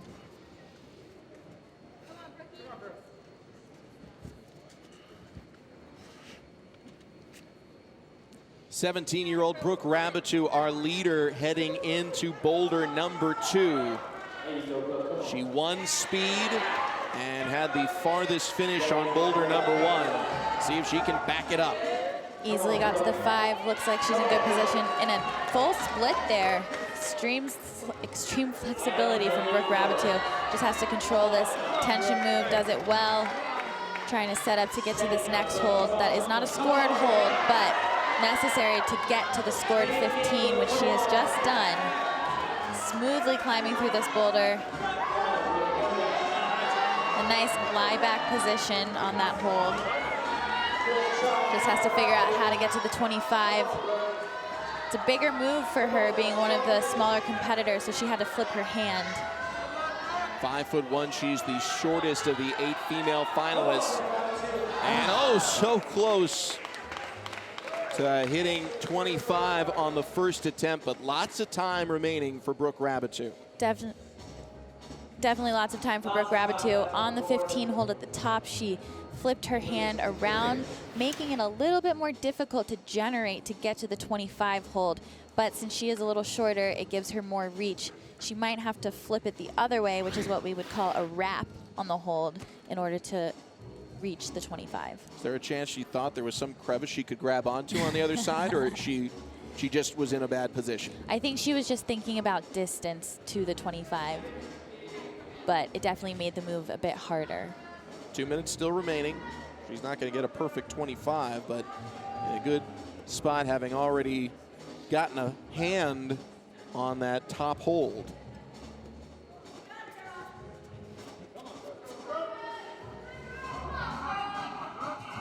Second attempt for Brooke Rabitou here on boulder number 2. She was able to get a hand on the top 25-point hold, but couldn't secure it, so she'll try again.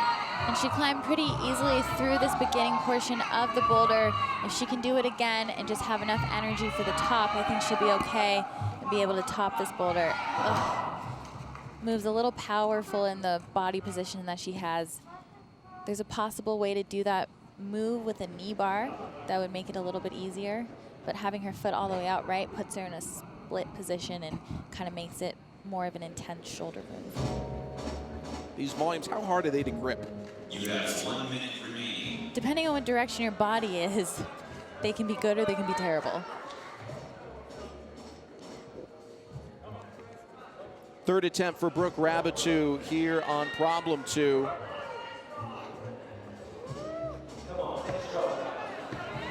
Back into that split position, just trying to control her momentum here. I think it'd be a little easier if she brought that right foot down, but unfortunately she kept it up there. 30 seconds left. She's going to hop right back on the wall. And she doesn't have a lot of time, and I think she's going to call it quits. Doesn't have enough time to reach 25. So we'll take a break. We've seen 2 boulders contested, 1 left to go at the 2019 USA Climbing Combined Invitational. 1 boulder left to go here at the finals of the 2019 USA Climbing Combined Invitational, our female finals. Inside Momentum Indoor Climbing in Salt Lake City, Sam Farber, Megan Martin. Through 2 boulders, Kyra Conde is this discipline's leader, having made it the furthest on boulder 1 and having reached the top of boulder 2. Now looking at boulder 3, what additional devious plots has Chris Danielson put into this path? The master of route setting. This boulder, to me, looks like the most exciting of the 3 boulders. There's a lot of dynamic movements. There's a possibility for a really cool jump past the 10-zone hold, so I'm excited to watch these athletes on this boulder. Claire Burfine will be first. Again, she was one of our favorites coming into the overall competition to start the weekend. She almost has to top here to have a chance. She's been had a bit of a frustrating day. She definitely needs a top. First attempt for Claire Burfine on boulder number 3. One of our overall favorites, leaping to that next hold. A really cool double clutch move there. Very dynamic, and she did it really well. Has to swing her feet out. Those volume feet are pretty bad, but the hold she's on is really good. Although it is a dual text hold, so only one side is actually really grippy. Gets to the 10 nicely, and this is where there can be a pretty cool jump. But she might be able to do it a little differently, but I think she's gonna, it looks like she's setting up for the jump. 1, 2, oh! It's about what it's supposed to look like. You gotta keep going though. Good first effort though for Claire Burfine.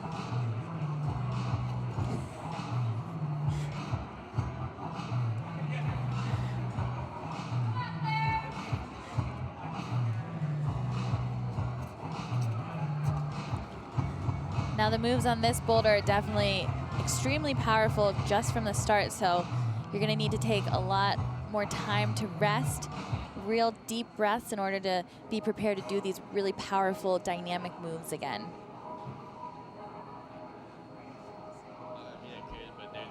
Studying the route.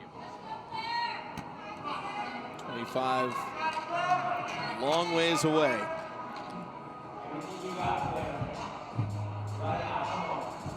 Claire Burfine making her second attempt on boulder number 3. And if you like the movie Cliffhanger, this is your route. Doing that double clutch move again very nicely, getting a good swing over to the volumes. Definitely ideal to not take too many swings. You don't want to be hanging around for too long. Lots of tension there on that move. Now she has to set up for this big 1, 2, 3 jump is what I believe it should be. Grabbing each hold with each hand and then ending on that 15 zone. 1, 2. Almost.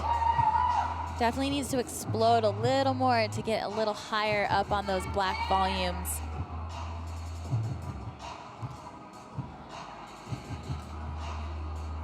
Definitely making sure she's focused on her breathing here.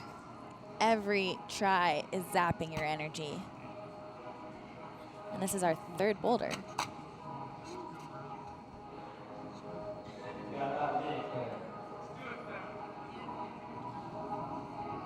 Claire Burfine, one of our overall favorites, making her third attempt on boulder number 3.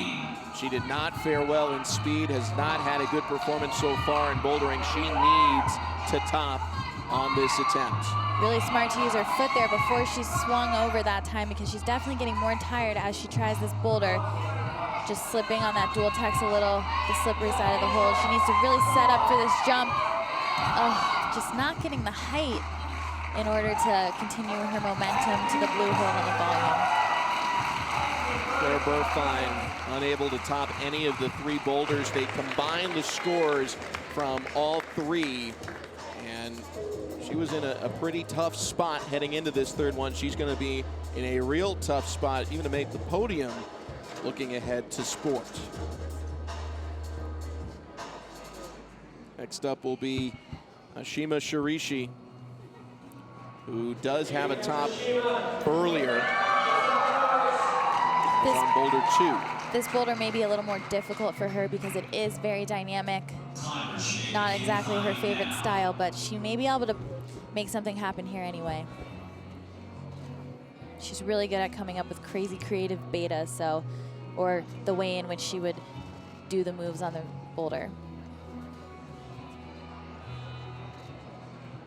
See the 25-point hold at the very top. Ashima Sheree ready to tackle problem 3. You see the 25 for a perfect score on boulder number 2. She can back that up here. She'll be in a good spot heading into sport. She's choosing a less dynamic way to do the beginning of this boulder. She's extremely talented when it comes to using her toes. She made that look so easy, but generally other people cannot do that with so much ease. Hate to break it to you, but generally no one can do any of this stuff.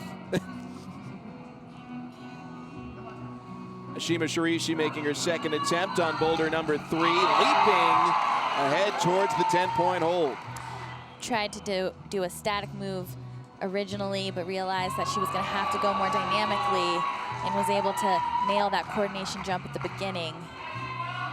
Able to make it to the 10. This jump is going to be pretty difficult for her, but as long as she can get enough power up into those volumes, she can hopefully continue on to the 15. She's really gonna have to jump, unless she can come up with some crazy static beta, which is definitely a possibility. Seems to be measuring it. Setting up for the jump. Oof. Just a little short there. I expect her to try something different on this next attempt.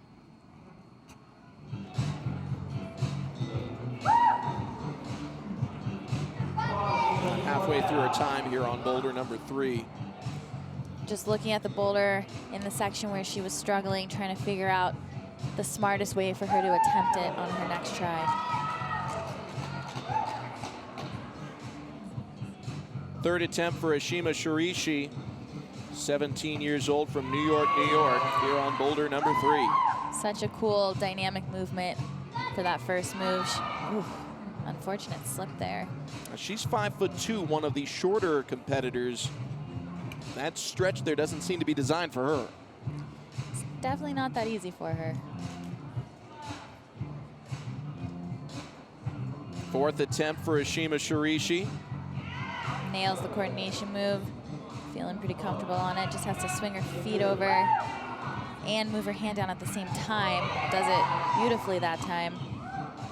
Shouldery move into the 10, using her toe to stay close to the wall. She's really gonna have to set up for this jump. Haven't seen anyone reach 15 yet. 50 seconds left on the clock. Has to really jump here. Just not able to get two hands high enough on that hold and control the swing. I think she's gonna have to keep moving anyway, so she really needs to be higher up when she grabs that hold.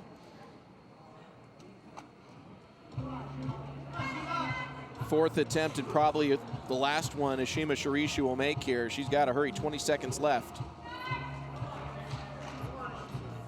Has to do this swing over, some extra coordination there. 10 seconds. Enough time to set up for the jump. Hoping she can maybe get the 15 here. She's just out of time. Good effort by Ashima Sheree. She'll have to settle for one top out of the 3 boulders. See how that stacks up with the rest of the competition. Next up, Margot Hays.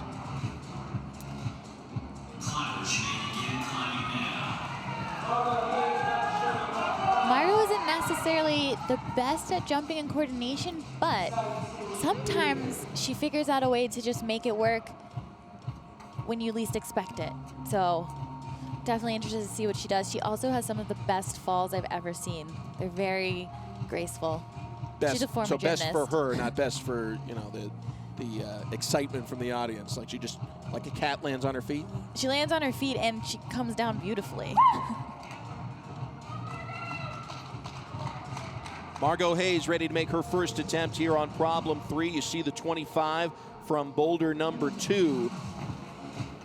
She's not going to get 25 here. Didn't quite read that first move right. She thought she could just jump out to the far right hand, forgetting to flip the left hand in, but she immediately realized that it's a flip. Margot Hays on her second attempt at boulder number 3. Nails that double clutch this time. Nice swing over. Just has to press into the number 10 here. She was 3rd in qualifying in bouldering. Control of the number 10 here. Needs to figure out how she can get set up for the jump. Although now it's looking like she might try to do a static. This is a wild drop knee. Very difficult to do. She's very flexible. So not many climbers will try this beta, but you see her leg went up as she fell. Super flexible. Have not seen anyone reach the 15-point hold, which really, it seems to be on the volume there at the bottom. And until you show control on it, 10 is the score to beat. She chose to do a little different sequencing there by using different beta or information about how you should do the boulder problem by getting her foot high and dropping her knee in order to push her into that volume for the jump. halfway through the allotted 4-minute time period. Margot Hays from Boulder, Colorado, 20 years old. Margot Hays taking another crack at boulder number 3. Really easily getting into the 10 this time. Looks like she's gonna try to just jump from lower this time. Oh, going back up with that really crazy drop knee. So flexible. Here she goes.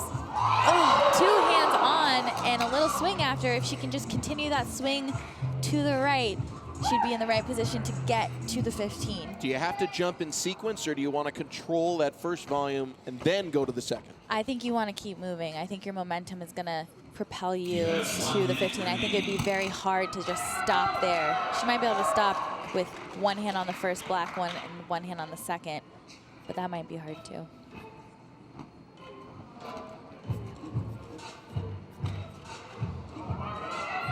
Margot Hays on boulder number 3.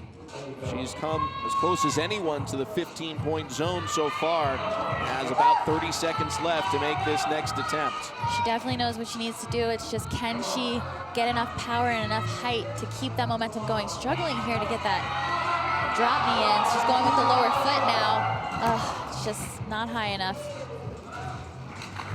That'll be it. Margot Hays, good effort. She'll have to settle for 1 top out of the 3 boulders. It's not going to be a first place score, but a stronger finish than she had, at least in speed. Next up is Natalia Grossman, who was able to top boulder number 2. Of the 3 boulders, this boulder definitely will suit her the least. So hopefully she's able to figure out something. She should at least be able to get to the 10, and since nobody's topped this boulder, that'll be fine. Or so we think. There's still half the field left to go, including our 2 best boulderers from qualification, Sienna and Kyra Conde. 10 zone being the highest point so far. First attempt underway for Natalia Grossman here on boulder number 3. You see the 24.9 close to perfect in boulder 2. So she's got a chance to become your leader here in this bouldering discipline. She read the double clutch very well and was able to execute it very well. She's gonna have to set up for this jump, which is giving everybody a lot of trouble here. It's gonna need a lot of power.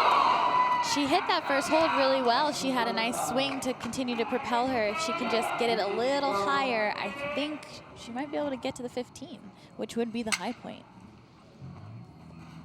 See those 2 volumes together. What's it like trying to grasp those volumes and hang on? Well, those volumes you want to keep moving, but the first one definitely looks worse than the second one. So if you can get off the first one to the second, you should be able to continue your swing into the 15. Hold on the gray volume. That looks like the best hold of them all. Kind of trying to tap dance with your hands up to the 15? Yes, it is basically tap dancing with your hands. Very coordination centric, difficult movement, especially in 4 minutes.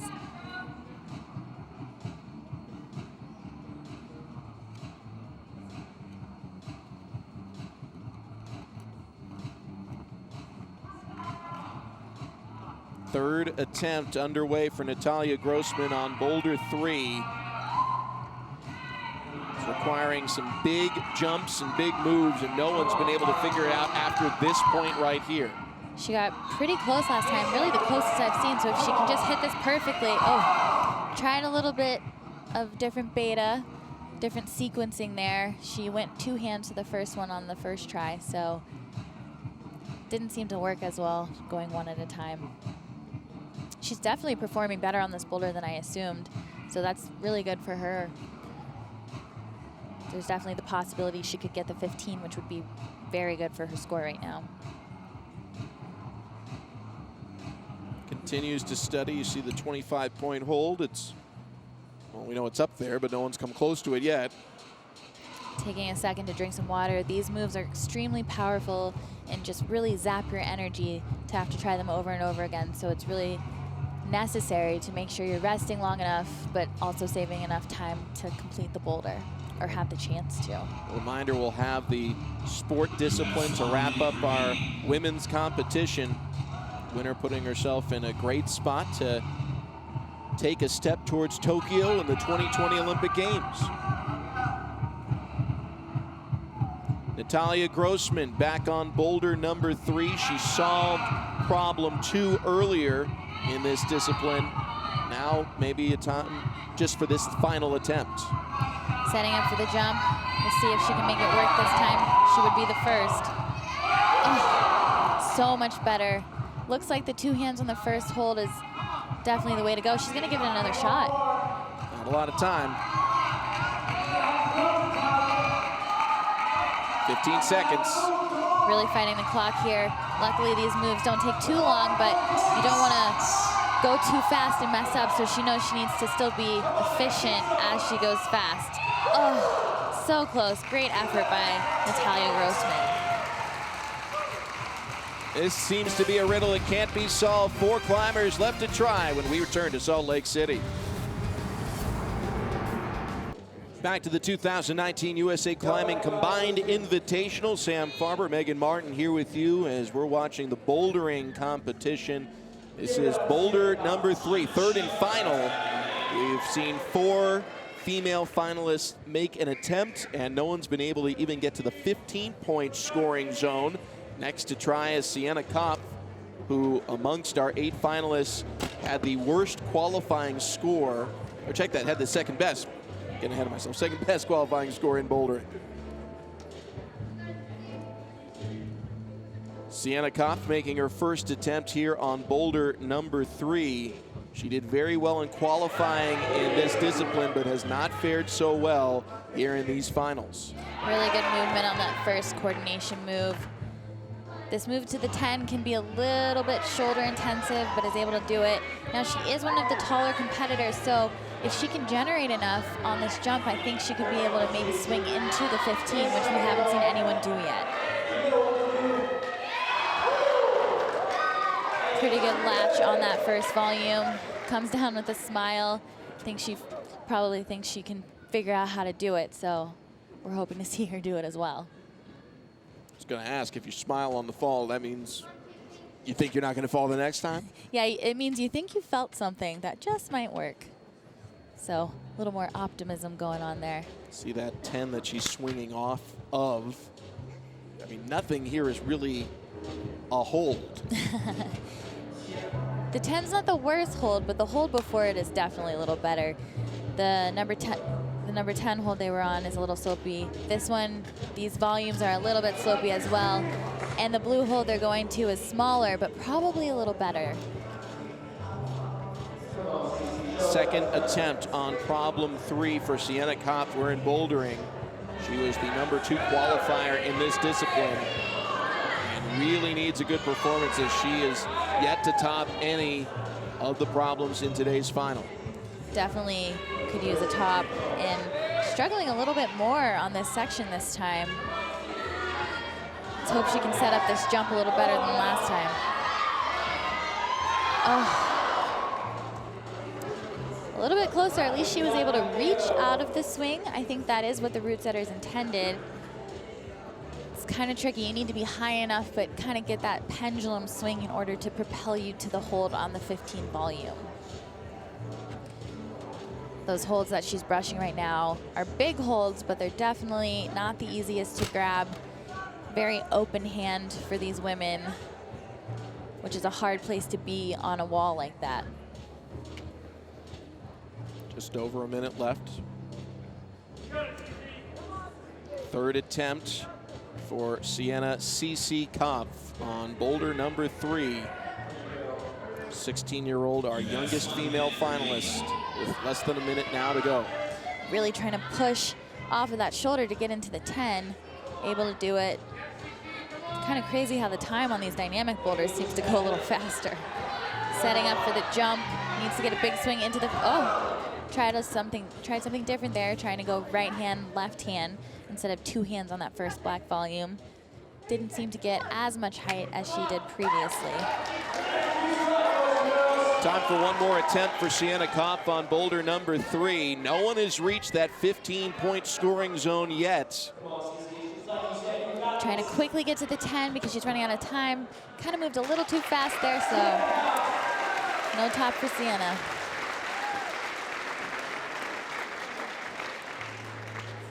So bouldering, which was such a strong discipline for her in qualifying, she's going to end up with one of the weakest scores amongst our competitors here as we shift our attention to Kyra Conde, who is really an opportunity here to cement the best score in this discipline right here. I think that this boulder is right up Kyra Conde's alley. If she can get enough power for the jump move after the 10 zone, I think she can definitely do this boulder. It's gonna be tricky though, because it does seem very hard. So let's hope she has it in her.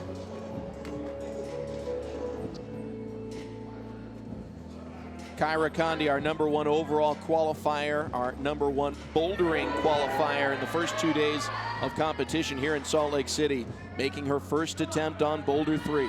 She used her toes there in order to get to the volume so she didn't have to swing. Here she goes to set up for this jump. She knows she has to have a lot of power. Oh, one hand on the 15.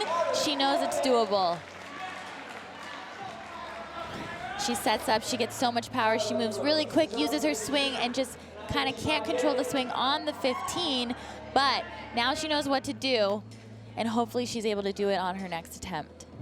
If she's doing it successfully, is she hanging by that right hand from that blue hold there on the 15-point volume? There's a possibility she catches the blue hold on the 15 volume with one hand, but she could possibly end up with 2 hands on it. We'll have to see. Second attempt for Kyra Conde here on boulder 3. If she tops it, she'll likely be the first place finisher in this discipline. I think she knows that she can do this move, and so does the crowd. Here she goes. Oh, even closer this time, and what a fall. Still has just over 2 minutes left. Enough time to do this boulder. She just needs to get a little bit higher. This time she holds this blue hold just a little bit longer, gets really good height on the jump, more of her hand on the surface area of the climb, takes a pretty hard fall, but luckily those mats are pretty soft.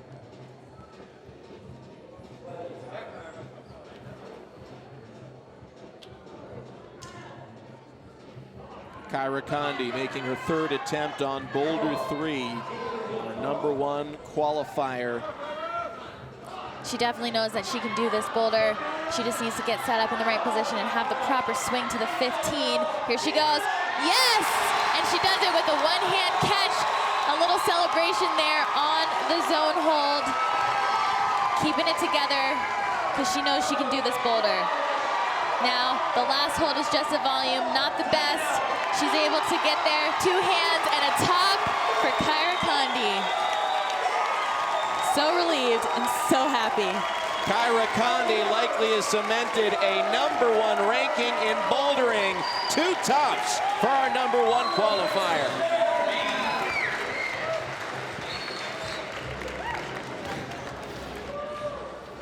The minute that she caught that hold, she took a second to chalk up because she knew she had time to try it again, but she didn't want to have to. There's a hard tension move, and she goes to the finish hold with some control, gets 2 hands on the finish, and gets to the top. Awesome climbing from Kyra Conde. So happy.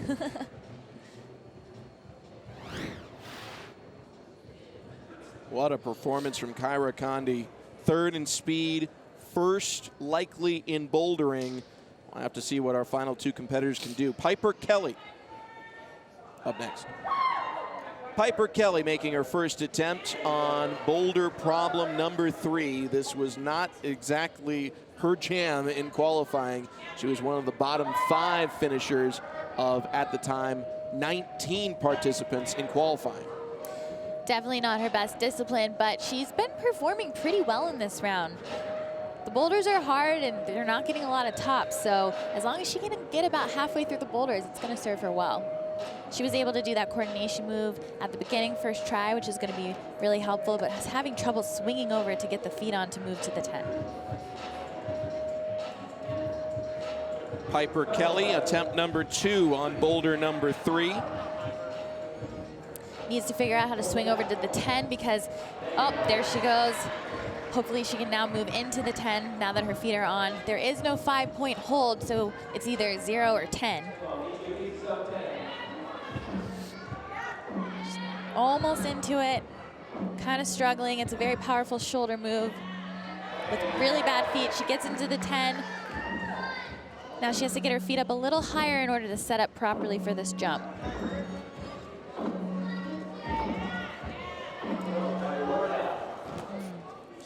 Definitely needs to move her right foot up a bit more if she's gonna get the height on the jump.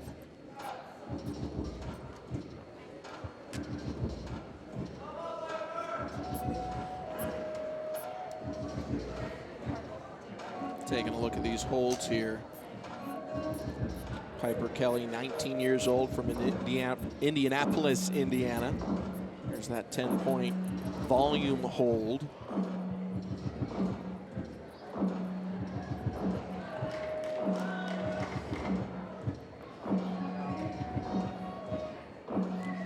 Just kind of brushing the holds and, you know, taking a breather. These moves are very powerful, and for someone who doesn't specialize in bouldering, she might need a little more time to recover before she tries again.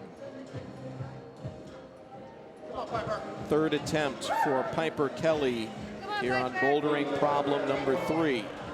Really nice movement over to those volumes. She now, oh, she was putting her foot up higher on that volume, which I think she needs to do in order to set up for this jump a little better. Having trouble pressing that out. Oof, unfortunate fall there. She already has the 10-point hold, so. You got 1 minute remaining. Under a minute to go here for Piper Kelly. In terms of her future in this sport, we talked throughout the weekend, so many of these athletes are really good at bouldering and sport, and they're struggling to get the speed part. Her having the speed, is it any easier to continue your mastery of the other two? It's definitely great that she is generally the best at speed. To have like a pretty confirmed number 1 is helpful, but definitely the more disciplines you excel at, the better off you're gonna be.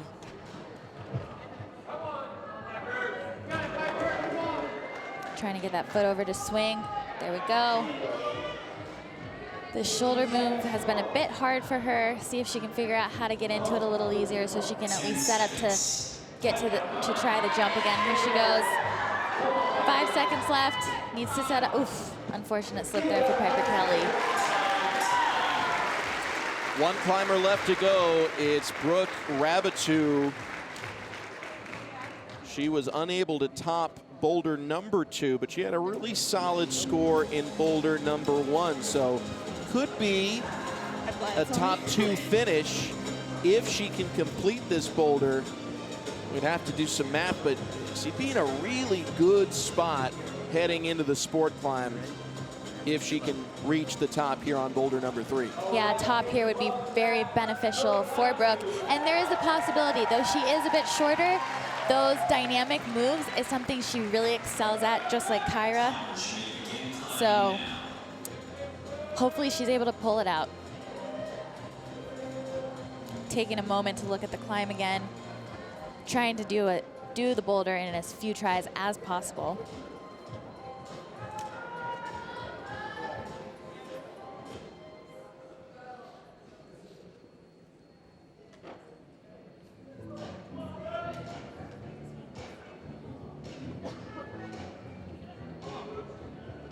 Brooke Rabitou making her first attempt here on boulder number 3.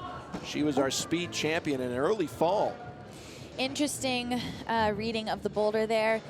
She's got the right movement, but her right hand needs to go to the higher hold.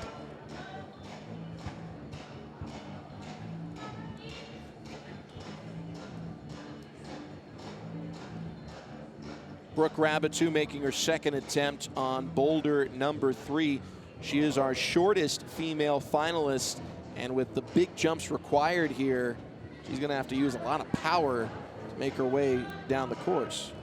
Unfortunately, she's currently reading this wrong. She needs to go with her right hand to the higher of the 2 blue holds. Hopefully she figures that out with enough time to get some scores on this boulder. until she gets a hand secured on that 10-point boulder, no points for her. Exactly. Third try for Brooke Rabbitoux. There we go. She's got it figured out now. Third try is the charm, at least to get to this point. Really easy movement into the swing to get the foot on, gets to 10 easily. Now she's really gonna have to set up for this jump. Definitely possible for her, but it's gonna be very difficult. Very good effort. She definitely knows what she needs to do now, so the possibility of getting to that 15 is very good for Brooke Rabbitoux. Gonna take a moment, rest up here. These powerful moves definitely zap your energy, so it's necessary to make sure you're resting long enough, but paying attention to the clock as well. She can even just reach the 15 hold. She'd be in great position. Brooke Rabbitoux, another attempt here on Boulder 3. Luckily, the beginning of this boulder doesn't seem to be too difficult for her, so she's able to save enough energy before she sets up for this jump, because she needs all the power she can get in order to get to this number 15 hold. Oh, even closer this time. Looking more and more possible for Brooke Rabbitoux. Just needs to be a little bit higher as she approaches the 15-point zone.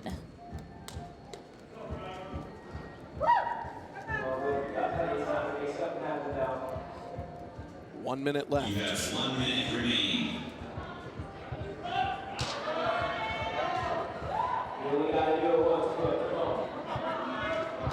Brooke Rabbitoux making her 5th attempt here at Boulder number 3. Trying to be just the 2nd woman to reach even the 15-point scoring zone. It's going to require a big jump for our shortest competitor right here. She knows this is important for her, and if she gets enough power, I think she can do it. Oh my goodness, that was even closer. I don't know if she has enough time, but she's going to go for it anyway. This is attempt number 6. Smart on Brooke's part to try again, because if she can get the 15, it would definitely benefit her, but unfortunately it's not going to happen today. So she'll have to settle for a fraction of 10, or a fraction under 10. We'll tabulate the scores, come back with what we're looking at as our 8 finalists prepare for the sport discipline to wrap up this final.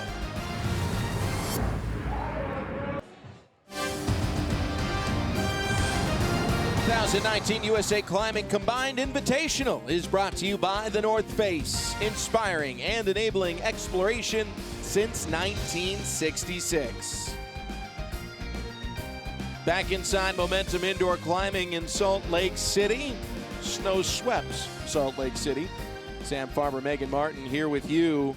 We've seen speed, we've seen bouldering, sports still to come, and we're still waiting for the final scores from our 3 bouldering problems. By our best guess, by my count, if you will, Kyra Conde is your leader from the bouldering discipline. If that is the case, she's got a good chance to be your overall leader, because the person she's chasing, Brooke Rabbitoux, didn't get to that 25-point level on any of the boulders other athletes did. So there is probably a buffer between Kyra Conde and Brooke Rabbitoux, which would mean she'd go into sport in the leader position, but we don't know it officially. That's just our best guess at this stage. Yes, it's definitely a good position for Kyra Conde. Now, sport can go either way for her, so this could be an area where Brooke Rabbitoux kind of comes back, or, I mean, there is the possibility that Kyra could excel on the route too. It's gonna come down to that definitely, though. Quite honestly, in qualification, Brooke Rabbitoux didn't win any of the 3 disciplines, but she was top 4 in all of them. That was enough to be in a top 2 position. Kyra Conde, she won bouldering during qualification and was top 5 in everything else. So that was enough for her to qualify in the number 1 spot. As we give you a sneak preview of our sport climb here, we've seen some of the elements that are required for this discipline. Maybe a little bit in speed in terms of, you know, the height you have to ascend. Definitely in bouldering and some of the moves required. What do you see as we take a sneak preview here of the sport course? It definitely looks like an interesting route. There's a lot of big holds, but I was talking to one of the setters earlier, and he was telling me that though a lot of the holds look really good, they're a little worse than you think they are. So I think the women are definitely going to have to stay on their game, make sure they're reading the sequences correctly, getting the rest where they're possible, and, you know, just not really making any mistakes, because one mistake after all this other climbing today could, you know, be the end for you, because you're a little more tired than you normally are going into a sport climbing final. A reminder of what's at stake with an eye on the 2020 Olympic Games in Tokyo, which will be the first where climbing is contested. A win here gives you a spot on the U.S. national team for Worlds, which makes it a lot easier to qualify. All right, just in, we have our standings here through 2 disciplines, and Kyra Conde is in first place. You multiply the ranks together, so Kyra, 3rd in speed, 1st in bouldering, enough for a score of 3, and really in a solid position heading into sport. Kyra definitely is in a solid position. The podiums people right now are looking a little different than I thought. I thought Kyra, Brooke, and Claire, and Natalia Grossman is definitely up there now. It's definitely going to come down to the sport route.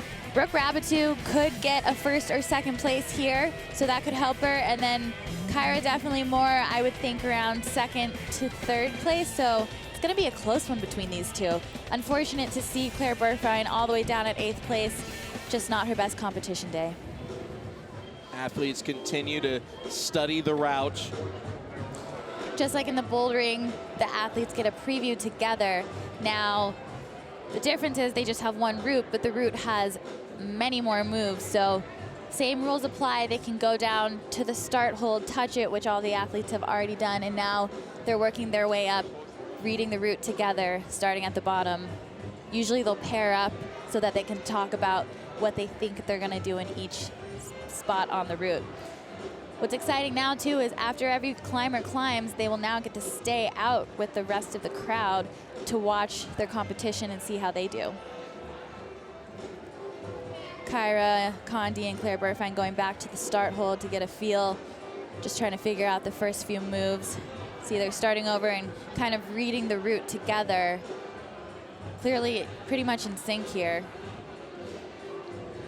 At this point of the competition, 5 of our 8 athletes mathematically have a chance to win here at the 2019 USA Climbing Combined Invitational. The 3 that mathematically are eliminated are Sienna, Claire Burfine, and Ashima Sheree. And, you know, as you talked about, really a surprise, particularly for Claire, but Ashima as well. Those were kind of the top 2 climbers coming into today, but a big part of this competition was it's the combined format. It's the Olympic format. We didn't really know if who was thought to be the best climbers were going to be able to succeed in this format. This format with the speed element is always currently going to be hard for Ashima just because she hasn't had as much experience on it, and that is definitely her weakest discipline. Now, in bouldering, she has the ability to perform a bit better. She performed better today than she did in the qualification, but sport climbing is where she's pretty much unbeatable normally. So she could end up winning, but it's not really going to help her standings for the overall. But if she kind of works on those other 2 disciplines, she could be a hard one to beat. Now, Claire Burfine should have definitely done better in the speed discipline. Unfortunately, she suffered a fall, which put her in 8th place and didn't exactly have the best bouldering round either. Also a very good sport climber, but unfortunately for this competition, it's not really going to help her. Now the winner here today in Salt Lake City does get a spot on the U.S. national team for World Cups for international competitions. It doesn't mean they're for sure going to go to the Olympics, and losing here today doesn't mean you can't make it to the Olympics, but the path gets harder. We do have 2 more competitions which are going to be featured on ESPN, so there are more routes to accrue national points and make your way onto the national team, but that easiest path of least resistance will be gone. Yes, this is the first place that you have the opportunity, and, you know, a great place to start if you can win, because the winner is on the overall national U.S. team, and then they can compete in the overall at all of the World Cups and continue to get points. Your leaders heading into sport, Kyra Conde and Brooke Rabitou. Those two and the other 6 ready to tackle sport when we return to Salt Lake City. 2 disciplines down, 1 left to go with the 2019 USA Climbing Combined Invitational. Our 8 female finalists looking ahead to this sport course. And 5 of them still have hopes of taking the title and moving 1 step closer to the 2020 Olympics in Tokyo. Here are your standings. We'll go in reverse order, so Claire Burfine will be first up on the sport course. Kyra Conde will go last. Interesting, Kyra Conde and Brooke Rabitou, our top 2 qualifiers for this final. They're in the top 2 positions heading into the final discipline. Interestingly enough, with the scoring, Claire Burfine going first, she could still do extremely well on this route. So it'll be interesting to see how hard it is based off of how she does. And for some of the competitors a little deeper in the pack, but with a chance to win, like say a Piper Kelly or a Margot Hays, you're really rooting for Claire to do well because you need a buffer between yourself and Kyra Conde and Brooke Rabitou if you're going to catch up. The scores are multiplied. Your ranks are multiplied from discipline to discipline. So being in first place and having the person you're chasing in second doesn't help you that much. Yeah, it's interesting. You kind of want people to fall into the rank of that benefits you the most, right? So you want them to do well enough to get a certain rank to maybe keep the person that's closer to you from getting that rank. So just so you understand the math coming in here too, if Brooke Rabitou were to win sport and Kyra Conde even came in second, Brooke would have enough points, or few enough points I should say, to win. But looking here at sport, what is some of the intricacies about the discipline? How do you score points within this discipline along the way? So every hold that you grab, you get a point for, unlike in bouldering. So you're getting points for every hold that you control with one hand, and then your goal is to get to the very top of the climb where there is a hold that is boxed, and then there is a quick draw that you must clip in order to have topped the route. So it's not just grabbing the last hold, you actually need to clip that final clip draw in order to get a top. Now a question for you, looking at this cluster here, and there's a couple along the way. Yeah. Can you just rack up 10 quick points by grabbing them one at a time, or 5 or 6 quick points here?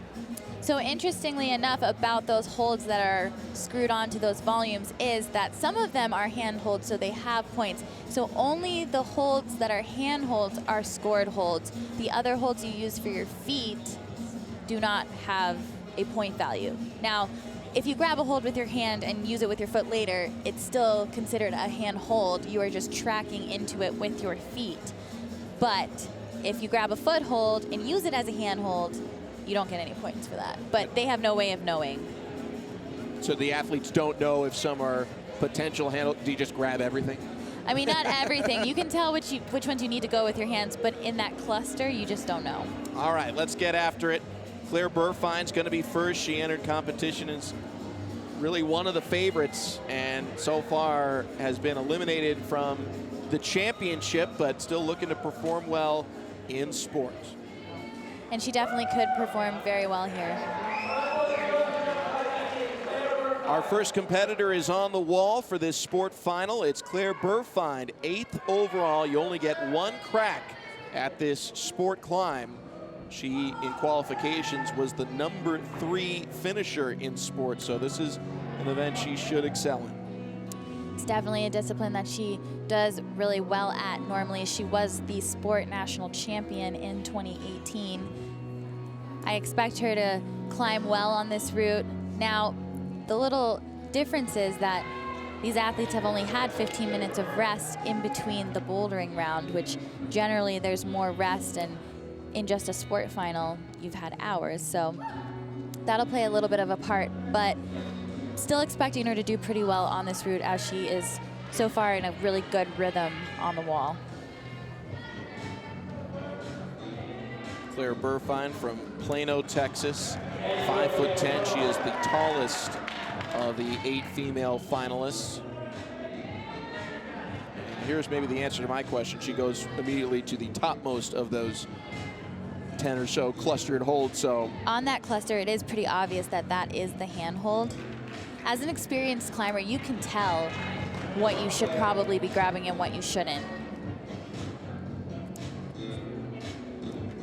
Almost halfway up this route. Still looking really good. Now all these big holds that she's grabbing are actually dual textured holds. The one side has a nice grip and friction to it, whereas the other side is very shiny and slippery. Nice little shake out on the pocket. She gets points for every clip she makes as well.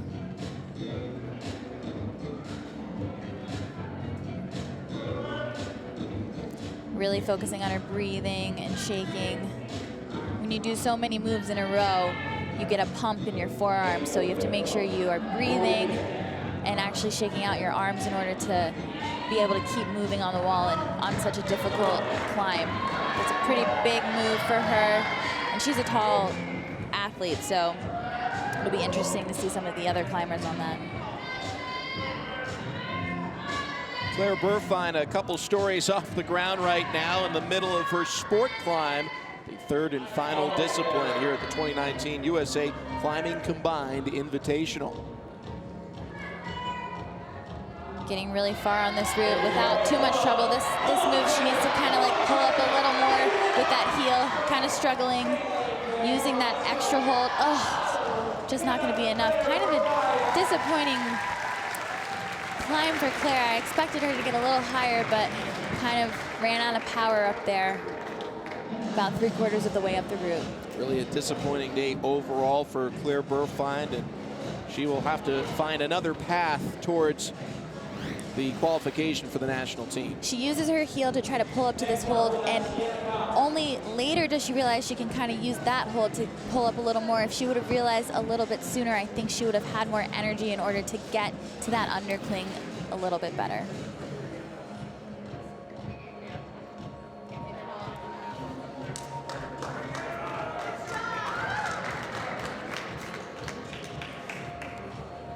Next up is Sienna Kopf, our youngest finalist at 16 years old.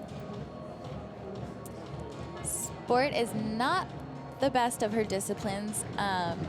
She is a technical climber, and knowing how to use your body and use your feet properly is helpful in sport climbing, but there is a level of endurance that if you don't have it, it's going to be hard for you to keep doing move after move after move, and I think that's kind of Sienna's major weakness when it comes to sport climbing.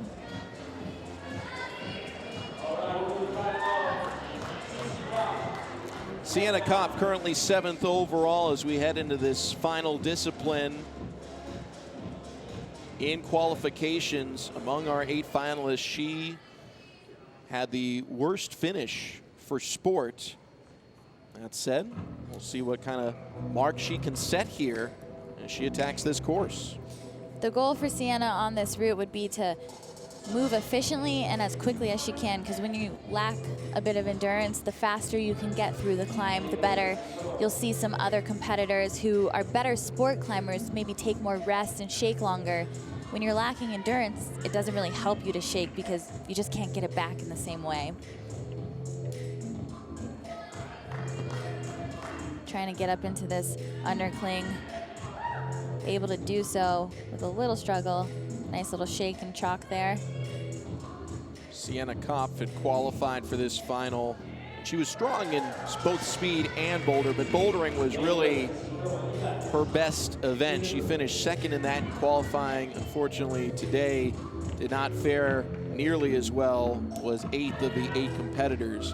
And that's a hole she's just not going to be able to dig her way out of to win, but we'll see what she can do here in sport to improve her standings. And for each standing, they will get points to go into the rest of the USA climbing season to help them, be eligible to try and qualify for the 2020 games. So every placement is still important. She's looking a little tired here, still moving, but each movement looks a little harder for her. Trying to set up. I think that hold's not as good as she was hoping it would be. Trying to figure out if maybe she needs to clip first. Sienna Kopp working on the sport climb here at the 2019 USA Climbing Combined Invitational in Salt Lake City. Sam Farber, Megan Martin here with you. Megan is a former member of the national team. What do you think these athletes are going through right now, having already done speed and bouldering heading into this event? Right now, Sienna Kopp is definitely looking a little more tired, and that's probably a part of it. She was able, unfortunate fall there. She really spent a little too much time trying to figure out what to do because she was tired when she probably should have just kept moving to try and get a few more points on the route. Sienna, one of the crowd favorites. We've been hearing cheers for Cece all weekend long. She kind of just takes too long sitting here trying to figure out what to do, and she finally commits to the move, but she kind of spends just a lot of time moving her feet around, trying to find that right position, but she never is able to find it, does the move, almost sticks it, and then kind of just slips right out of it. Shima is currently standing in 6th place. This won't happen about that. That's it for Sienna Kopp. She'll take a seat on the couch and watch Ashima Sheree up next. This is where Ashima really excels. I expect her to get close to the end of this route if she doesn't top it, but I'd be surprised if she didn't top it. Generally, that's what she does at all of these competitions.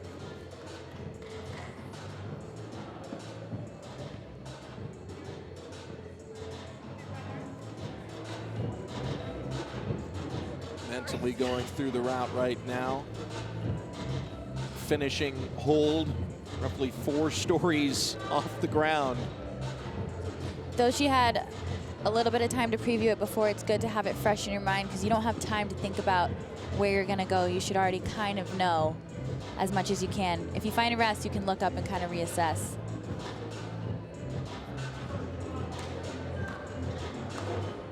Ashima Sheree, currently 6th overall, making her attempt, her one and only on this sport climbing course. In qualifying, there were 2 sport climbs, and she topped both of them, was the only athlete, male or female, to do that.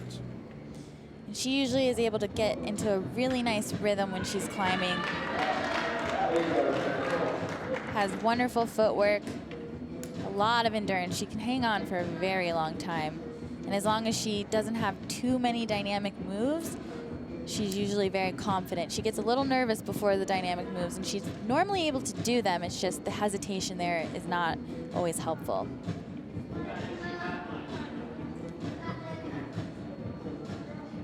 Shima, one of the athletes who the Olympic format kind of hurts. She has not fared very well in speed, finished in the bottom 5 during qualifiers, finished in the bottom 2 in the final. But everything else, she's amongst the best in the world at. Definitely amongst the best in the world. It's nice to just have one discipline that you need to kind of improve upon. So hopefully in the coming years, or really in this next year, she's able to do so in order to make the combined format work for her a little better. It's kind of a big move for her. Does it with ease. Really nice kick there. Back with her feet on the wall. When you're sport climbing, you generally do not want your feet to leave the wall. So if they do, you get them back on as quickly as possible. Creating a rest there with that heel hook with her right leg.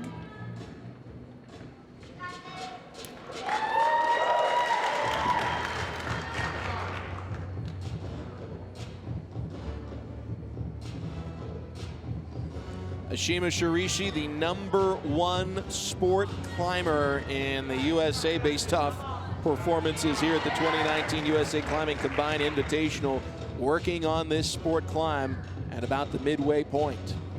This move coming up, I'm thinking will be a little big for her. Hopefully with this heel hook, she's able to stretch and her heel stays. If it picks, the swing will be a little difficult to hold, but hopefully she's able to keep it together and the heel stays. Awesome. Really good tension from Ashima Sheree, getting into this nice pocket.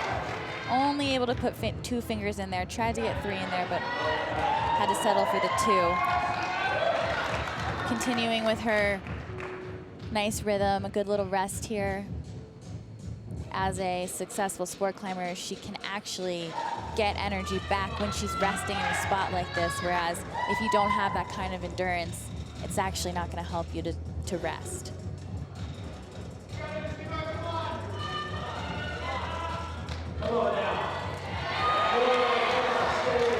She knows that a top for her is necessary to improve her ranking.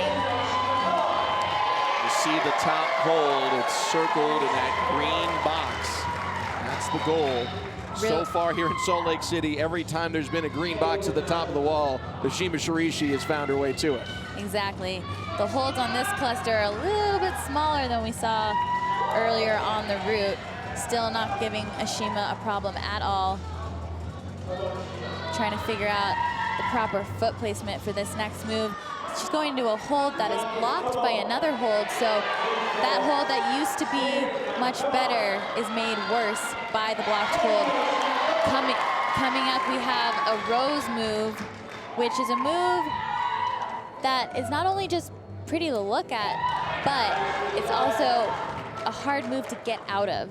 She's going to cross under and reach to the other pocket where she will be then facing the crowd. And then she has to turn out of it, which is the most difficult part. Seeing having to get big read. Oh no! The first time this weekend, Ashima Sheree, she's been unable to solve a sport course. Nonetheless, she sets the new mark to beat here in this final.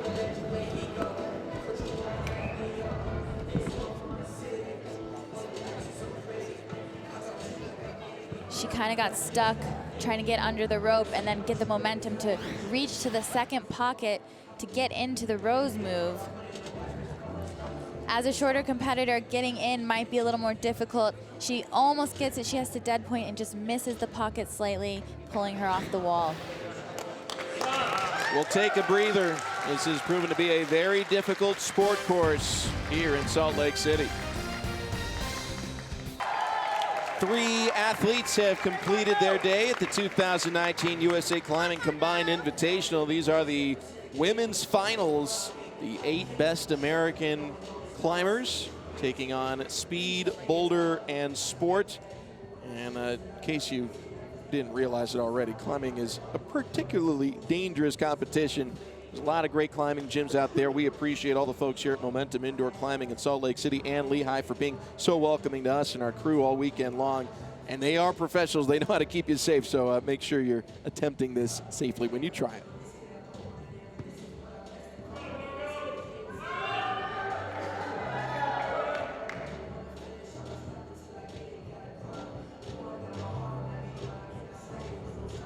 Margot Hays starting in the 5th overall position as she begins this sport course.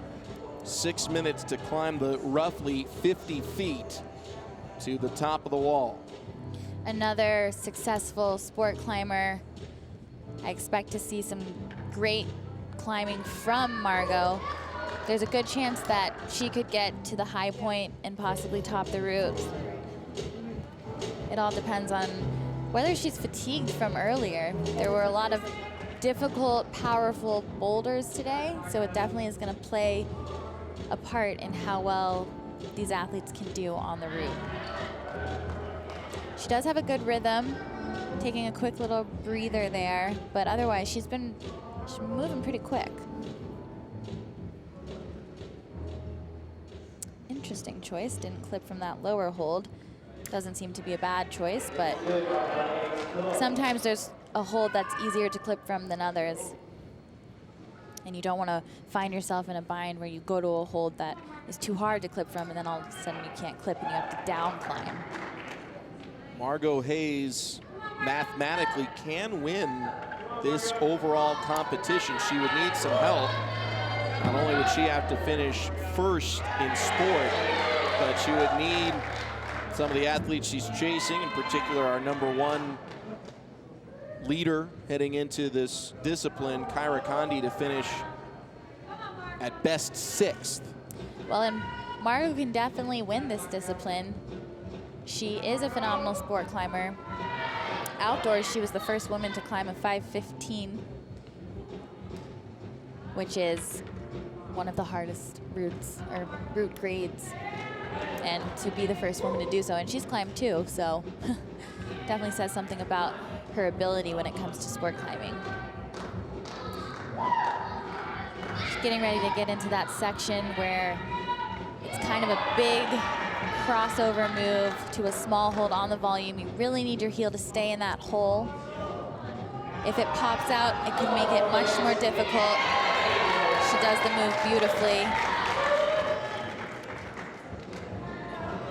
Margot Hays, about 3 stories off the ground right now in the middle of her sport climb, currently in 5th place overall in these finals. Getting into the more comfortable pocket now. Just trying to figure out what to do with her feet. I think she's gonna wanna try to rest a little here, or she might just, Hanging on by a fingernail. That was a little risky there, but seemed to work out for her. Just trying to figure out what to do for this next move. Trying to go with a heel hook. Getting into that undercling. Definitely a good spot for Margot. She is still under the high point, but she is in the 2nd highest position now on this route, taking her 1 step closer to possibly getting the #1 spot in the sport climbing portion of this competition. Taking a moment to clip. Reminder, she can mathematically win the overall competition despite entering this final discipline in 5th place. And I'm sure she knows that a top could put her in a good position, at least for the podium, if not to win. So she's gonna be trying to do everything she can to be efficient on this climb and climb the route to her potential. This is another difficult move, able to do it. Getting to the first pocket here. We have the rose move coming up. She needs to clip first. The rose move is a very pretty move to look at. Oh, isn't even able to begin to reach into it. Definitely a powerful move. Good climbing from Margot Hays. Puts her in 2nd right now in the sport portion of this competition. A good position right now, but not sure it'll help her enough. If no one's able to get past this point, perhaps Margot Hays might have done enough to win the 2019 USA Climbing Combined Invitational. We'll have to see what the following athletes are able to do.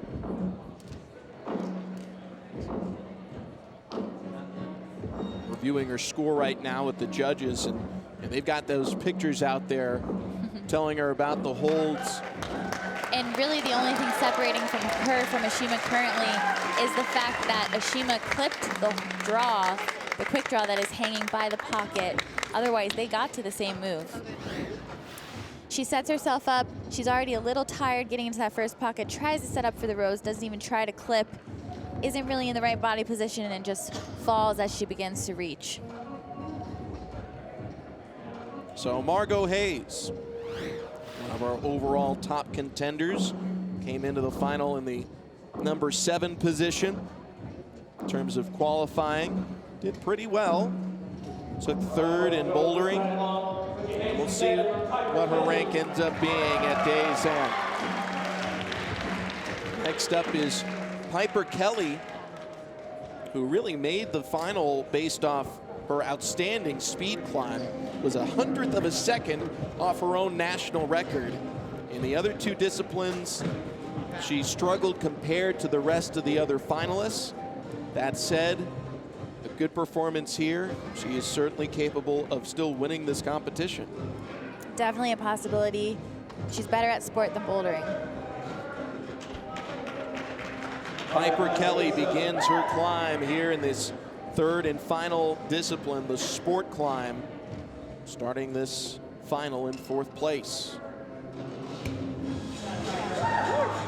For Piper, I think it's going to come down to if she has enough energy after that boulder round. It was a very difficult boulder round, and though she is a better sport climber than boulderer, she must be feeling a bit of the fatigue from the previous 2 rounds. also, the athletes that did better in speed ended up having more speed runs, which also would tire them out a bit more than the ones that didn't do as well. So that's another thing to think about in terms of how much energy they have left. Absolutely, and looking at how those athletes performed in Boulder, 2 of the top 3 Boulder finishers only had 1 speed run, so maybe that played into it. It definitely could have played a part. She's got a good rhythm going right now. Definitely going to need to move a little bit faster than some of the other competitors.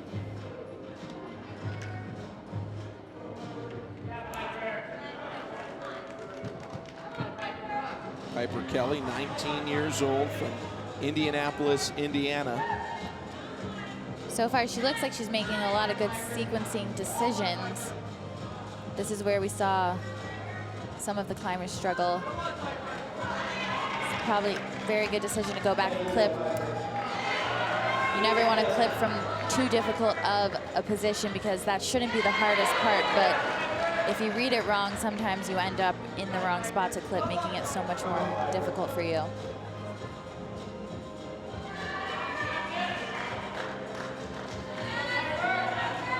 Piper Kelly, considered a speed specialist, working her way up the sport climbing wall.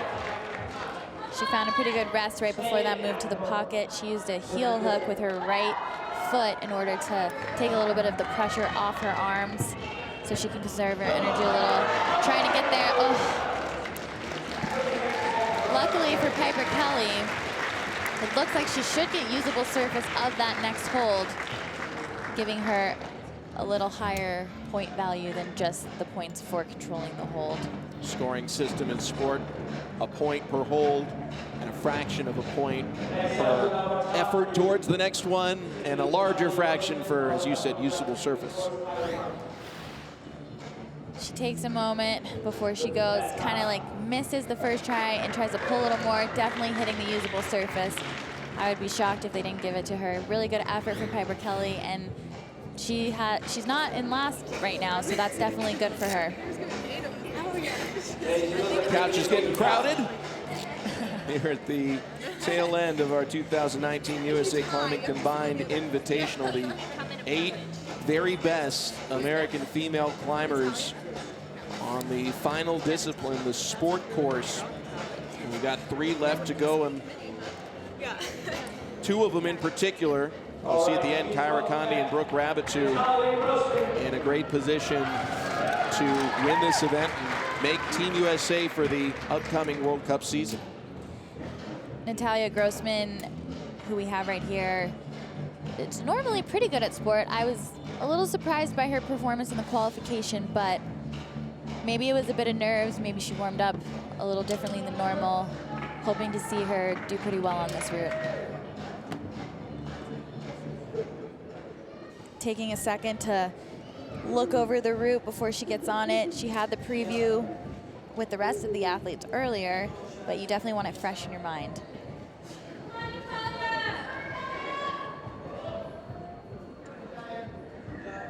Natalia Grossman currently in 3rd overall, beginning her sport climb.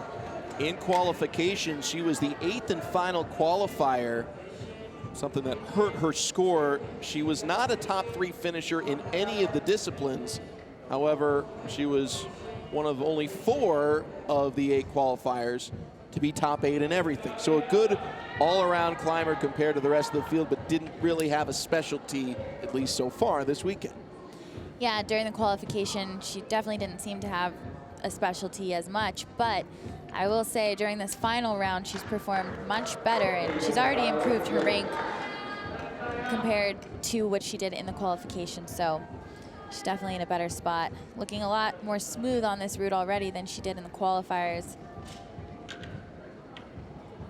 Now, if she can set the mark to beat her, let's just say she tops it, she would need Kyra Conde to finish no better than 4th, and Brooke to finish no better than 2nd, which of course would be the best she could do, to be even in a position to tie for the #1 spot. definitely unlikely, but definitely still a possibility if she were to end up first in this ranking. So that's pretty good for her. I think that she's come a long way, especially from the qualification. Big move, definitely a successful boulder, so a move like that on a route isn't too difficult for her. Just needs to find a rest. Nice little shake, probably clip. Is it she's more, gonna go to the pocket first. More or less difficult as a climber to make those big moves when you're harnessed in versus when you're bouldering and you're kind of free climbing? It's just kind of different, really. When you're on a route, having all the other moves underneath you, it makes it more difficult to make the bigger moves when you get more and more tired. But I think it's basically the same in terms of just the move itself. Now this move is one of like the first more difficult moves in my opinion, because you really have to rock off of that heel and you need it to stay, because otherwise that would be a really big swing and you're grabbing onto basically nothing. And then another powerful move into the pocket, which she did very well. Needs to definitely try to keep conserving her energy. You see her staying elongated as she's climbing, because that's the best way to not make yourself as tired. You can conserve energy that way. Natalya Grossman's got that green circled final hold in sight as she makes her way up the sport course. Currently in third overall, but she's in some trouble here. Definitely a risky move, but she was able to pull it out. Kind of ended up facing the crowd. She's definitely getting tired, but she's trying to go. Just one more hold, one more move. She moved upward as she fell, which will give her that other fraction of the point to hopefully improve her standing and her score. When she goes to this pocket, she's already tired and she gives it all she's got, and she's able to hold it, just grimacing because it's so difficult and she's so tired. But luckily she's able to do a couple more moves, which will improve her score and definitely keep her in a better place. Natalya Grossman, a strong performance. 2 climbers left to go here in Salt Lake City.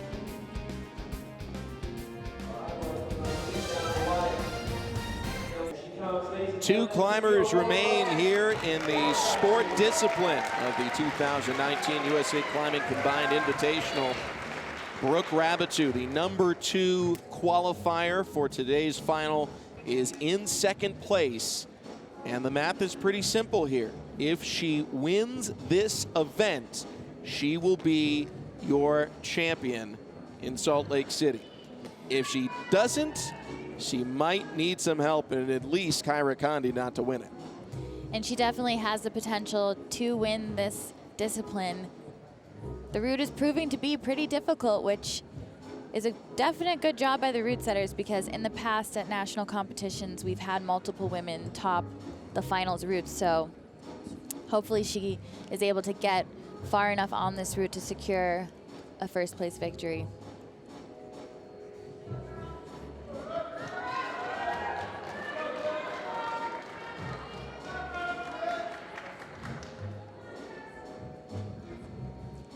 Two climbers remain here in this sport discipline. This is Brooke Rabitou, currently in second place overall.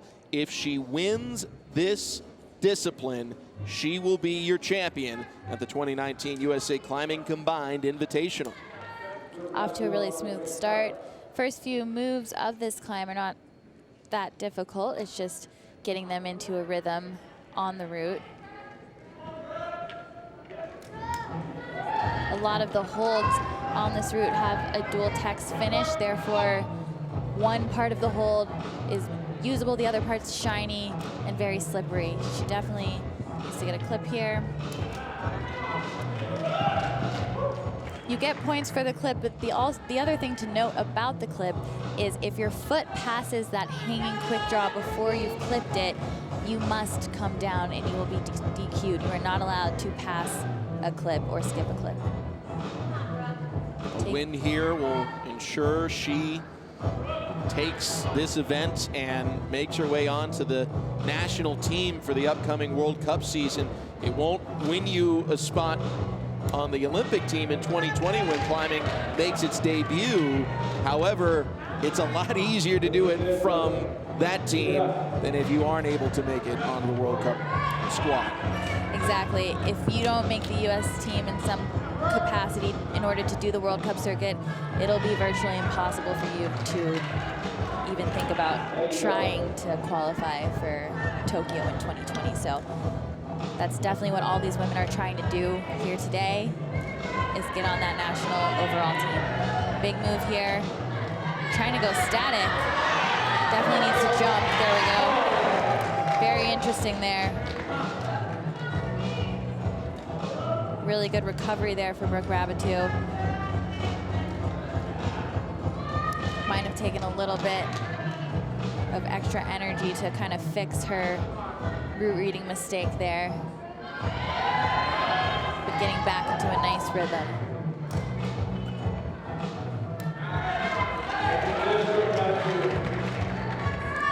One of the other big moves is coming up here soon, and as the shortest competitor in this final, hopefully she's able to get through it.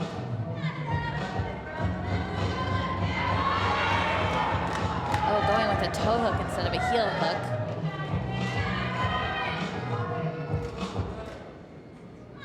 Switching to the heel. It's a little more secure for this move. Big move. Able to latch that tiny crimp and not let her foot cut. It's a little worrisome. Brooke Rabatou on her final climb of the weekend. She came into the sport discipline second place overall.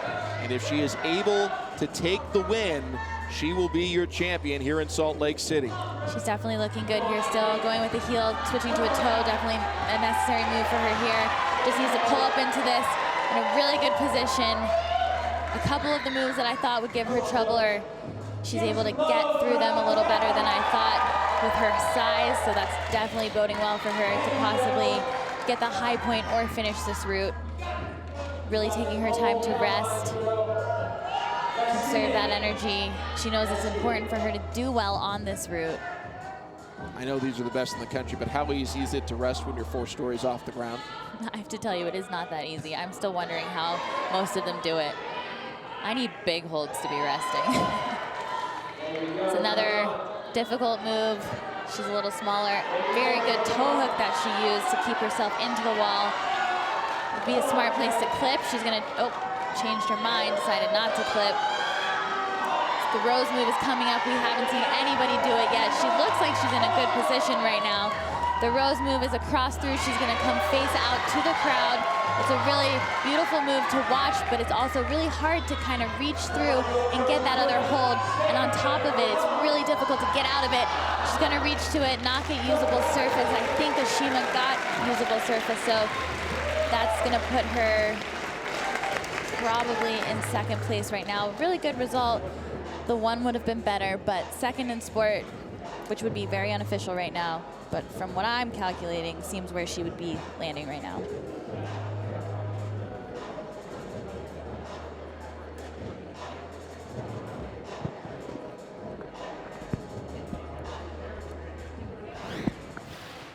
She looked nicely set up for the Rose. Unfortunately, the Rose has taken down another competitor. After all that climbing, it's kind of a powerful move to have at the top of the route. Gonna lay on the catch. No one's using the chairs.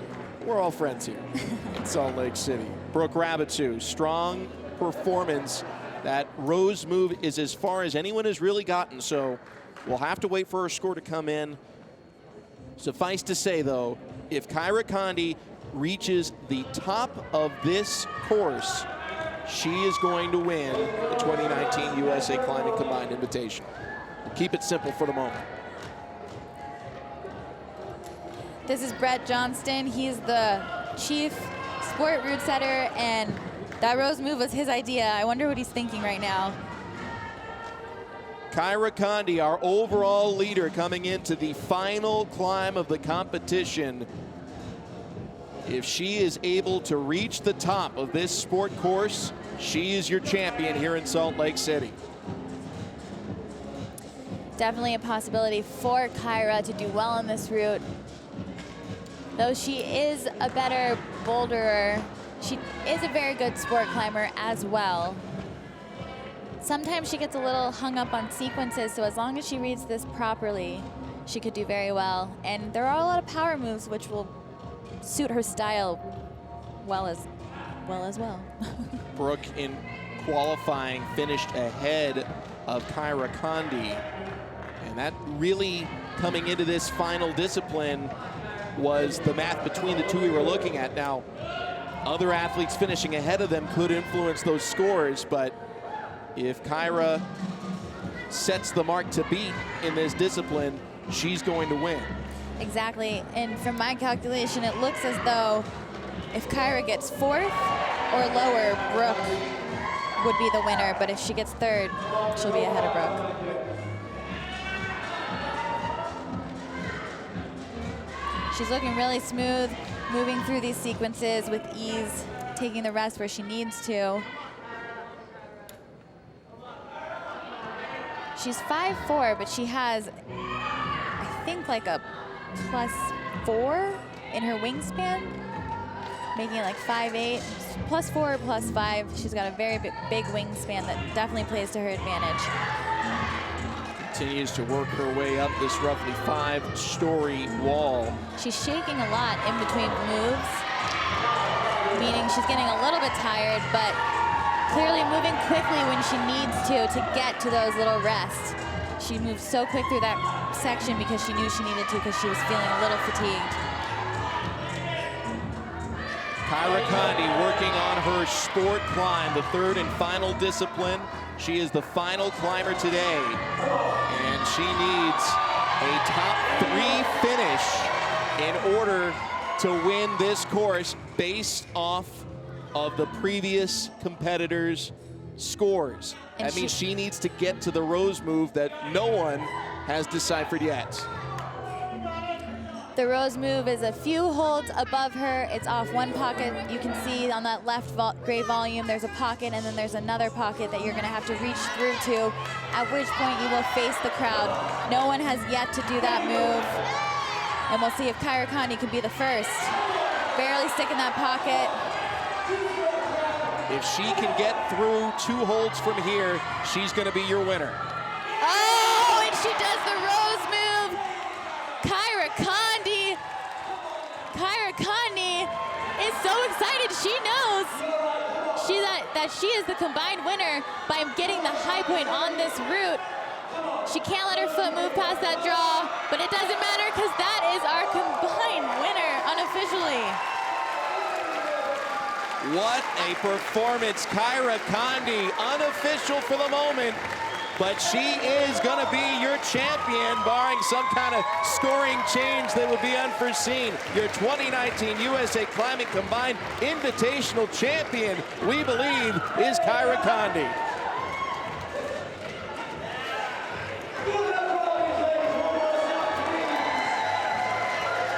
I think her fellow competitors know it too. Kyra Conde climbed that route unbelievably well. She is such a powerful climber, and this was a great decision by her. She chose not to clip that draw and was able to do the Rose move, which is all she needed to do because the draw is not worth as many points as those holds are. So that puts her in first place. She looks back at the draw, realizes she's going to take a big fall, but goes for the move anyway. Takes a huge swing, which we can just call a victory swing. So excited for Kyra Conde. She was the elder statesman of the 8 finalists at 22. She's in her prime, and she's one step closer to Tokyo.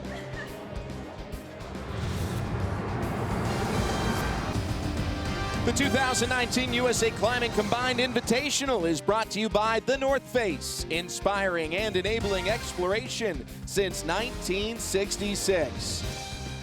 What a final we have had here at Momentum Indoor Climbing in Salt Lake City. It all came down to the sport discipline final. One particular move, the Rose move, was the key to victory. We saw several athletes attempt it, only one completed it, and that's going to be your champion, Kyra Conde, the 22-year-old from Shoreview, Minnesota, the only competitor able to complete that move, and she is your champion and one step closer to the 2020 Olympics in Tokyo. She's standing by with our Megan Martin.